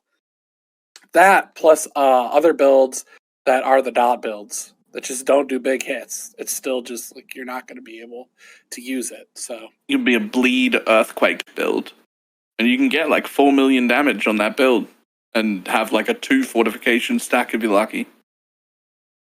But you've got to be slow melee in range, hitting things in big groups, and just not getting any. And like my Deadeye has 10 fortification on it, which is more than that melee earthquake bleed build will get. So that's a bit weird. That's fair. But overall, I don't think they have melee completely correct. Maybe they're going to do a little bit of a rework. Like I'm saying with the Uber bosses, there's very, very small windows for you to attack if you're actually melee relative to if you're a ranged character. So if they care about balancing that, then they need some sort of compensation where you can tank more of the hits so you can damage a little bit more. But it's always give too much and then you just face tank. So it's like, where's the line for that? So I sympathize with it's hard to balance, but at the same time, not happy with where it's at. Mm-hmm. Yeah, you totally get behind that take. Now I have to go, and I haven't thought about something beforehand. That would be maybe smart if I think about an answer to my own questions beforehand. Can I just piggyback all of what you said? Did you even read the document, Catmaster? No. I thought I did when I made it up, but apparently I haven't. Nice. In the pre-call, he called everyone out that didn't read out the document for you guys. Just a little bit of a, you know. And nobody knew that I was calling myself out.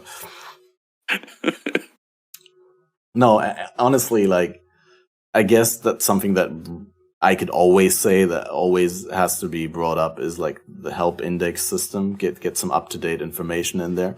That would be very nice. And if like I as a content creator will use the help system to look up information in game, right?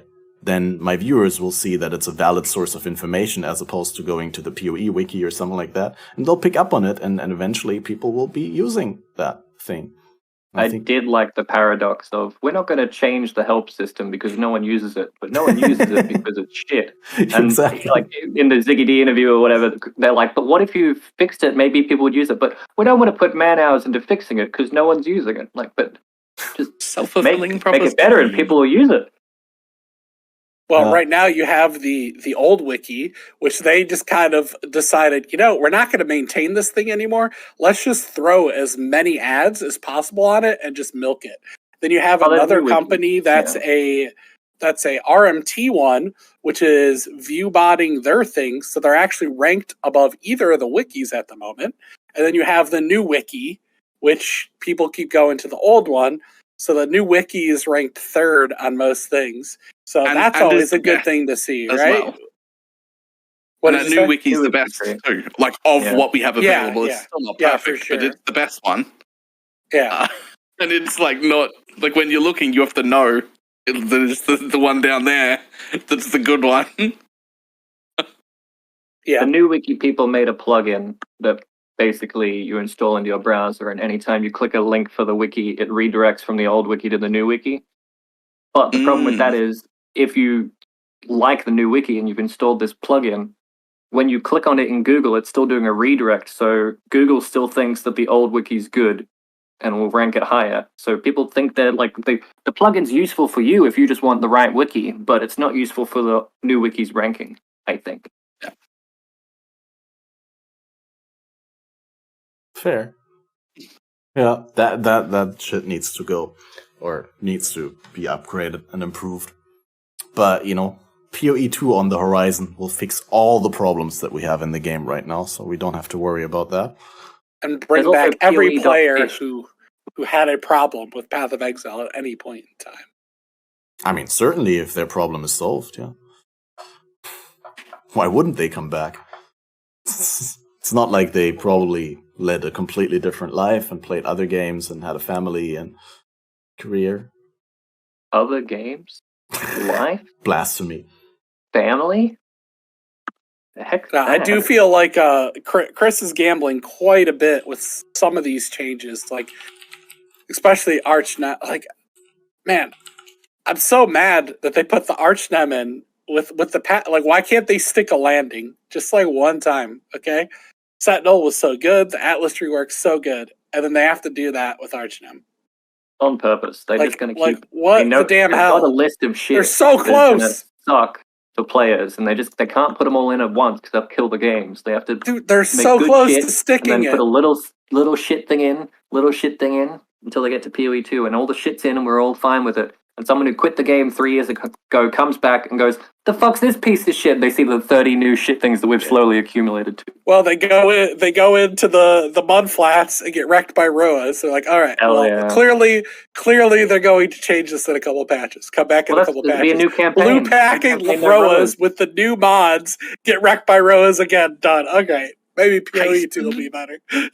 Hasted rowers.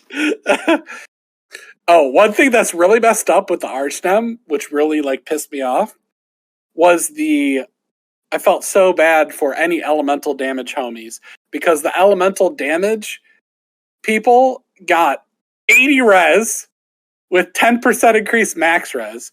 So if you had an elemental thing with no pen and it had like base, let's say 5% base cold res or something, it gets plus 80 with the 10, so you'd be at 85. So instead of doing 100 damage, you'd be doing 15 damage. That's pretty absurd to me, like for early on in the campaign. And that probably had a Sentinel mod on top of that too, is like reduced all the damage or a gargantuan. So it's just like, what? What is this? Anyways, I was Fizz, so I lucked out. But poor elemental people. Honestly, awkwardly, I actually like that because it makes ignoring resists better. Not only for my build, where I use Fleshcrafter and my minions ignore elemental resist, but also for the very underrated or very underutilized, I should say, for good reason, underutilized elemental resistance ignore on the Inquisitor Ascendancy, which now is actually between the resistances that you get on the Arch Nemesis packs and the Altar resistances, because that Altar mod exists as well that gives them plus max resist, right? So you can get some pretty disgusting resistances on enemies, but I think it's good for that reason, for the balance. Later, it's fine when you actually can get pen, but it's not good early when you have, because you don't get the pen gem till 31. You probably don't have the points on the tree for pen. There's no good ways to get pen. Yeah, but you don't need to kill everything that you encounter on your way to 31. We know that. New players usually ignore that, yeah. I know. That's something that I guess the game doesn't really do a great job at telling you, even though it's sort of obvious that you don't need to kill everything, but it's very easy. Even for like seasoned players, like I know that when I'm trying to speed level through the game, I should not be committing to rare monsters and killing them, yet I still do it on a regular basis. I just walk up to a rare and get it down to half HP, and I'm like, this takes too long. This is really not efficient. I shouldn't be doing this. But then I kill it anyway. But I took half of its HP, so I gotta take the other half. Yeah, exactly, because it might drop an orb of fusing. Listen, there's only one thing less efficient than killing a rare or unique mob that you didn't need to kill, and that's killing half of a rare or unique mob and then leaving. That's even less efficient. That's a good redo on the old joke with there's only one more disgusting thing than a worm in an apple. Which is half a worm in an apple. Right. Okay, I got one thing to say. There's one thing that they could do in the next patch, and I'm never playing Path of Exile again.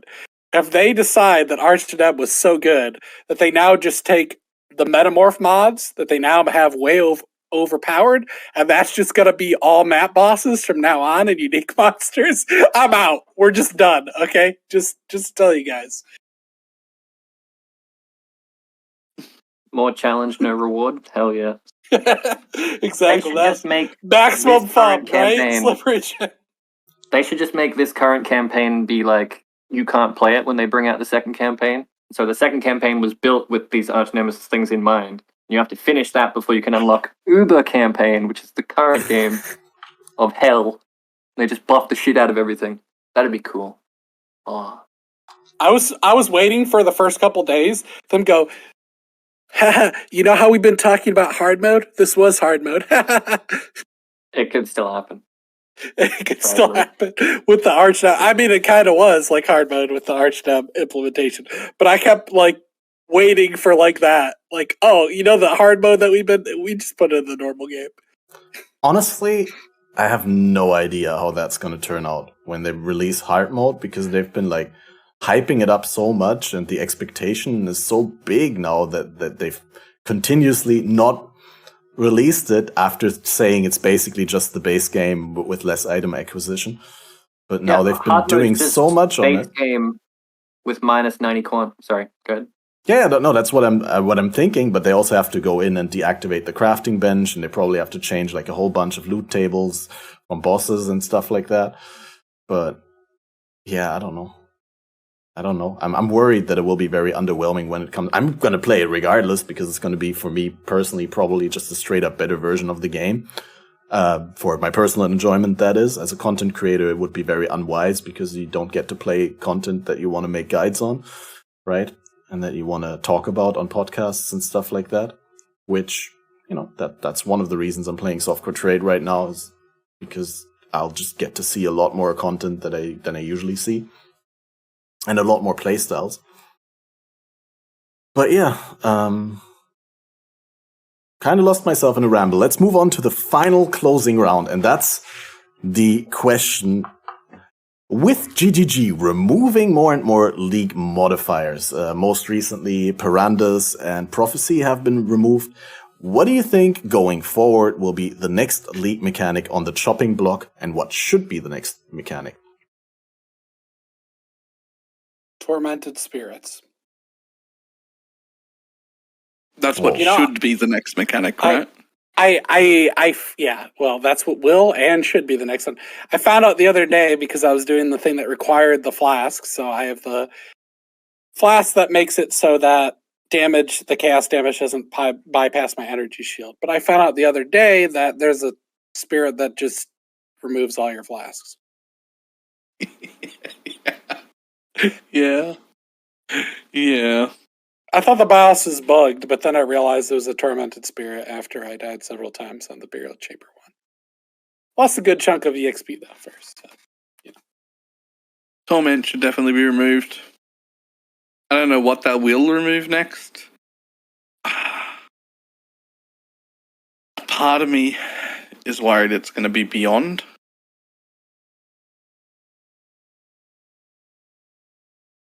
And I hope not.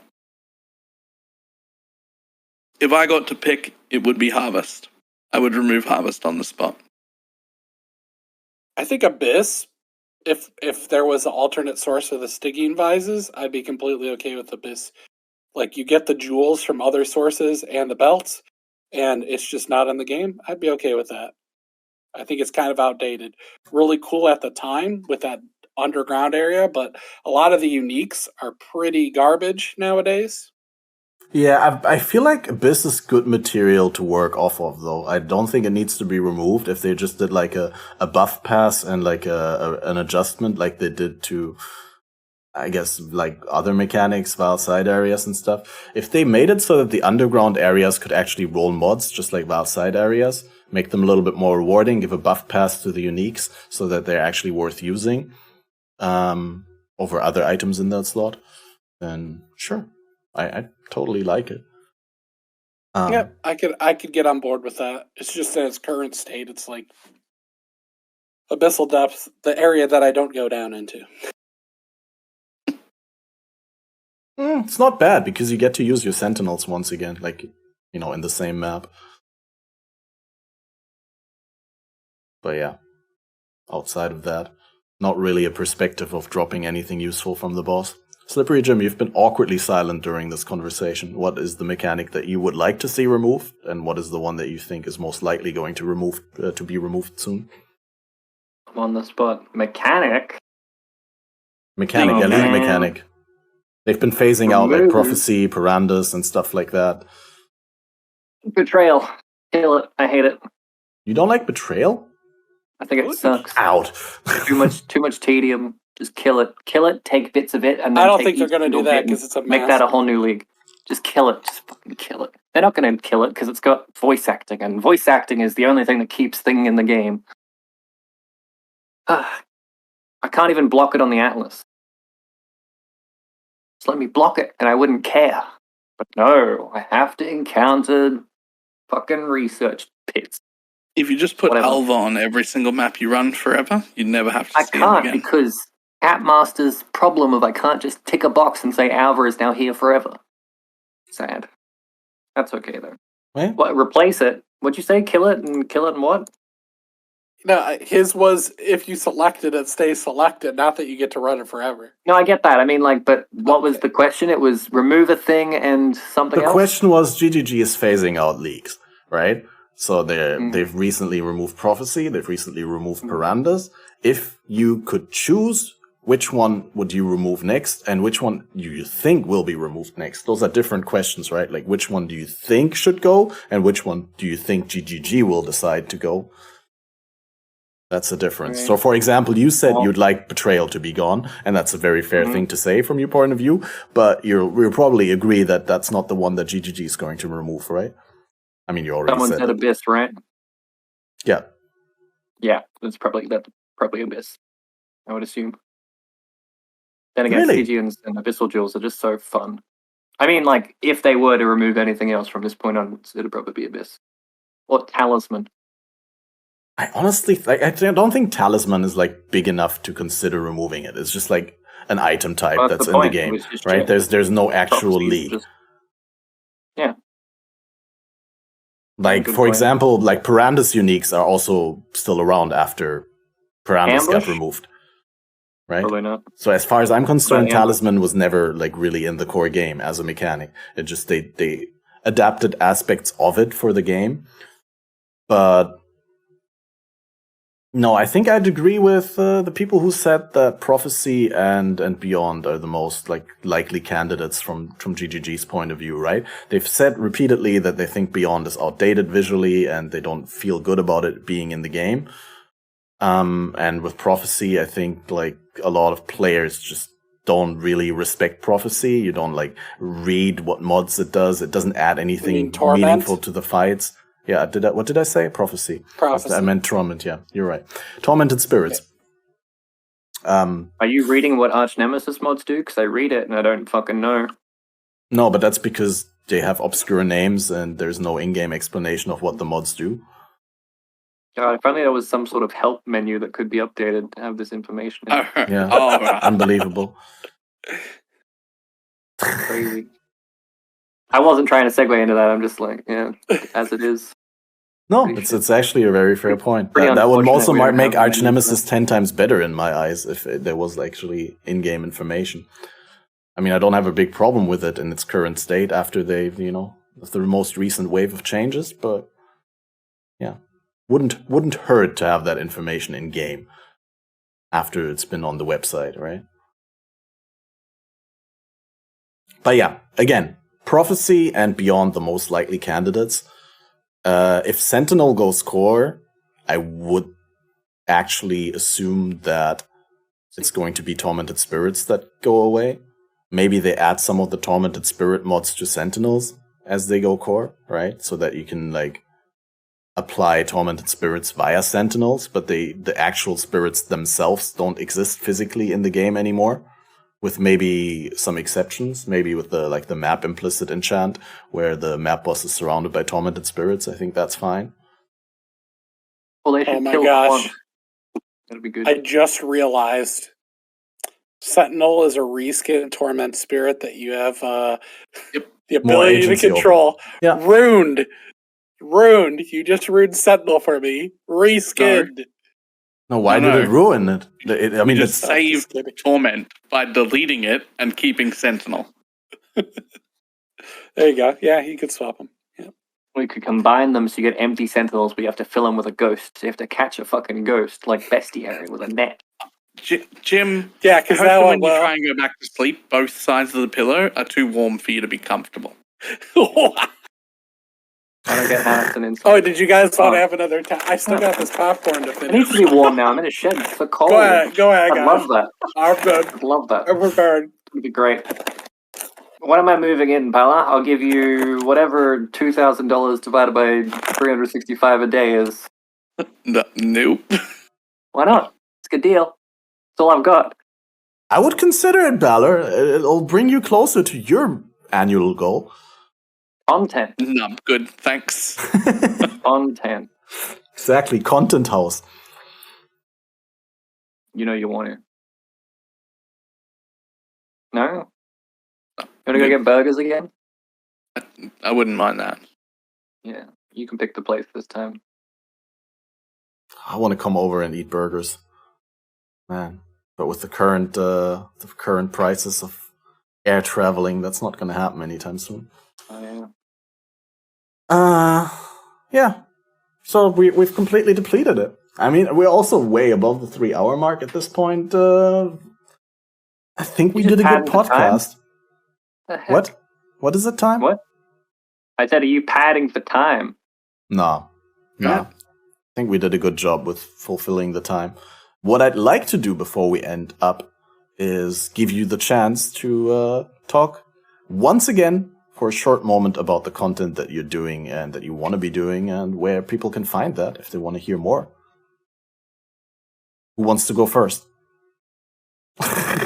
Everyone's super hyped. The real James Humphrey. Dude, I'm so hyped right now. All right, we got a lot of good stuff coming up. A lot of good stuff, guys. We're paying attention. A lot of good stuff. All right, where can we find this? We got 2 channels that we can find this. One of them's called Tell Us About, where I'm doing one-on-one sit-downs with content creators that you're really going to care about. We get their backstory. We get how they got into gaming. We get what they think about content stuff they don't normally talk about. So go watch that.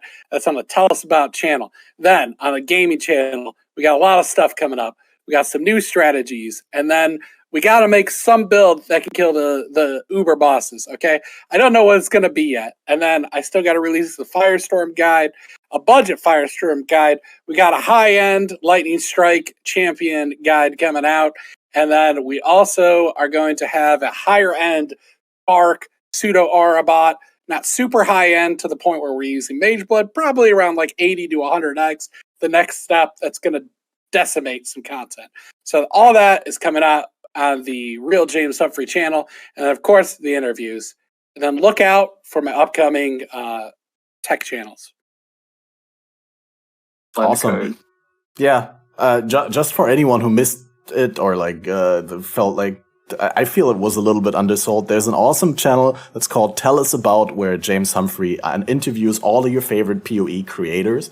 And there's pretty much a big video for, how many different people do you have? 8, 10, something like that? 9 so far. So trying to do about 1 a week or so. There was a little bit of a week and a half off because League and everyone wanted to just rush that, but now we've kind of started back up. The most recent one was Octavian, and so if there's any PoE creator that you're fanboying, you're likely to find a extended interview here that you can enjoy. And if there's one that you'd like to see one with, then you know where to find the man, the real James Humphrey himself, to request future guests. I'm sure you take requests, right? So far I've done all the reaching out. It'd be great if you guys bugged your content creator and had them reach out to me. That pick your favorite one. That'd be amazing. So, All right. Slippery Jim, you had a video recently where you ran thousands of Crimson Temples, right? 500, not much. And you probably had very interesting findings in that video that you don't want to spoil here. But that Nah, it's a pretty shit video. You don't have to watch it. I just did it for the sake of it. I got bored, need money. I'm doing I'm gonna do 2 more videos this league, and that's it. One of them is a meme where I spend 5,000 Exiles doing a secret thing, but you could probably figure it out if you did the math. I don't make money very quickly, so it's a slow process. Like typically at league, I'd be lucky to make like 100x, so trying to save 5,000 to 6,000 X's.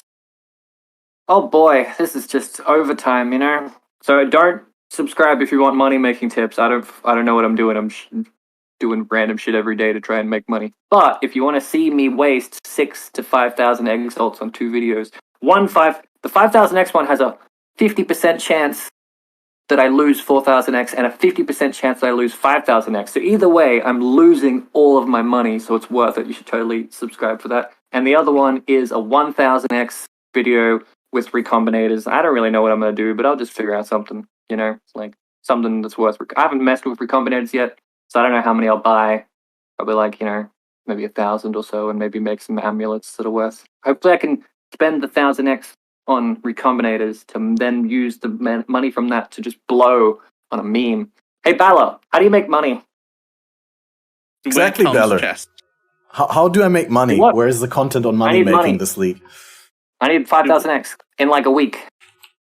In like a month. In like a month. Give me a second.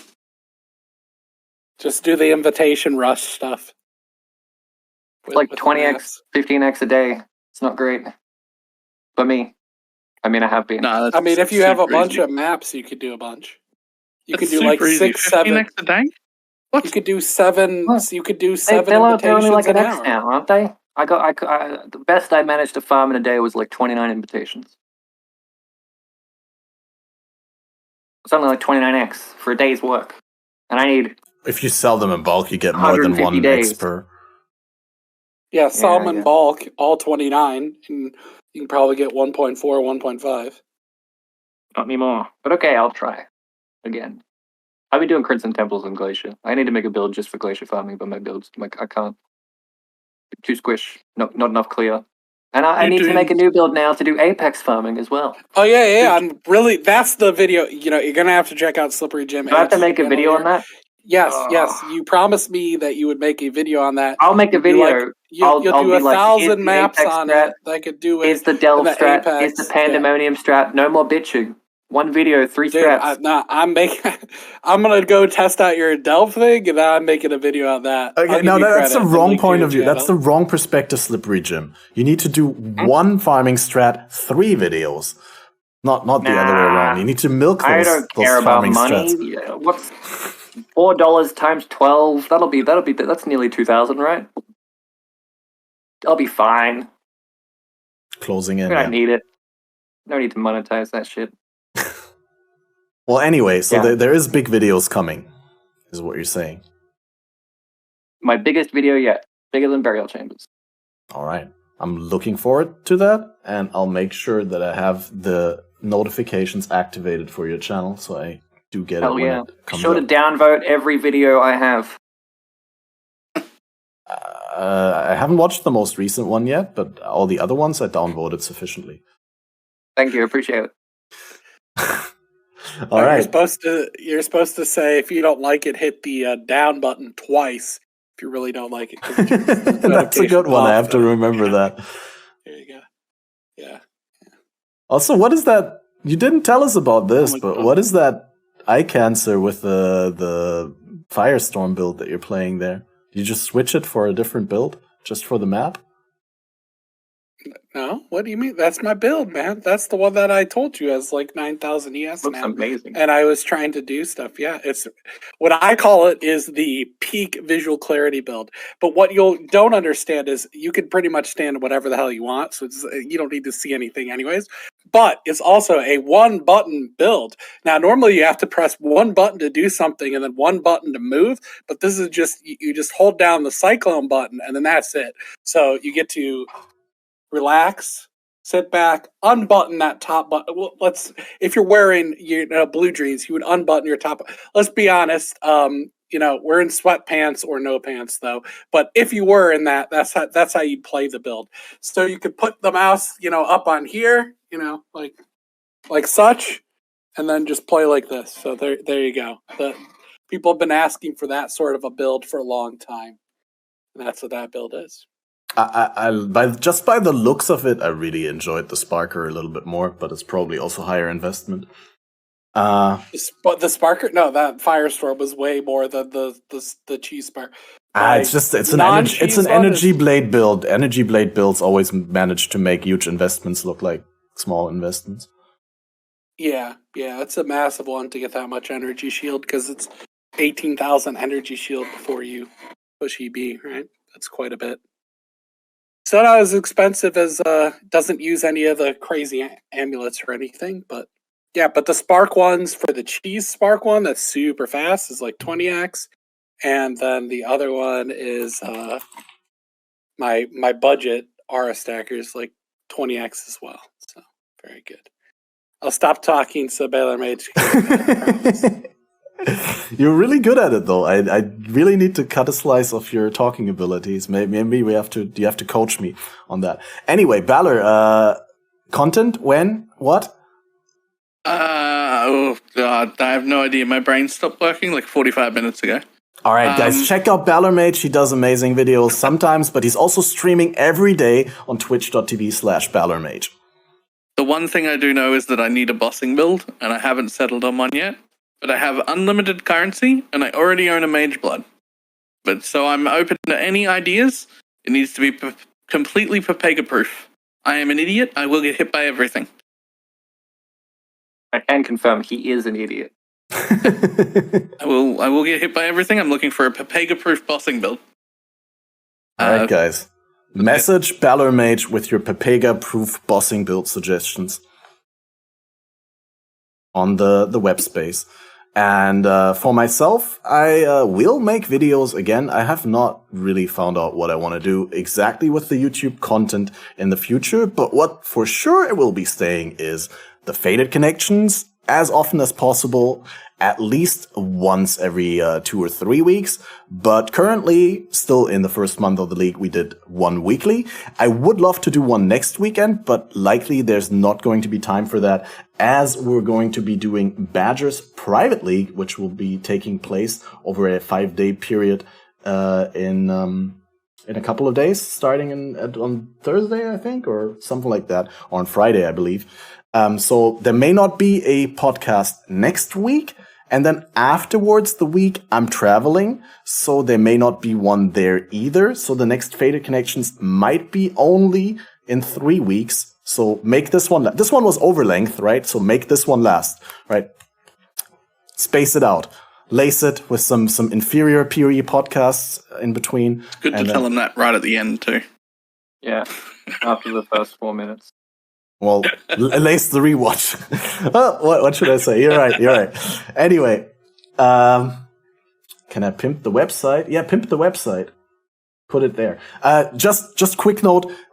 Badgers Private League. If you don't know what it is, look it up. It's extremely fun. There's limited spots, and usually what happens is that I play it and tons of people come in watching and like, this looks fun, can I join? And then by that time it's already too late to join. You need to sign up now to get a spot because those spots fill up really quickly and the league is starting end of this week. So make sure you check that out. Other than that, Fated Connections, if you missed the beginning of the podcast, it will be uploaded all in full on YouTube. It premieres 24 hours from the live broadcast on YouTube. So tomorrow, 12 p.m. GMT will be this episode live on the YouTube as a watch party review, like, you know, the YouTube premiere stuff with the live chat and everything. And then there will be an announcement for the next Fated Connections somewhere in the next 2 to 3 weeks on my Twitter. So follow me on Twitter if you want to stay in touch for the Fated Connections podcast.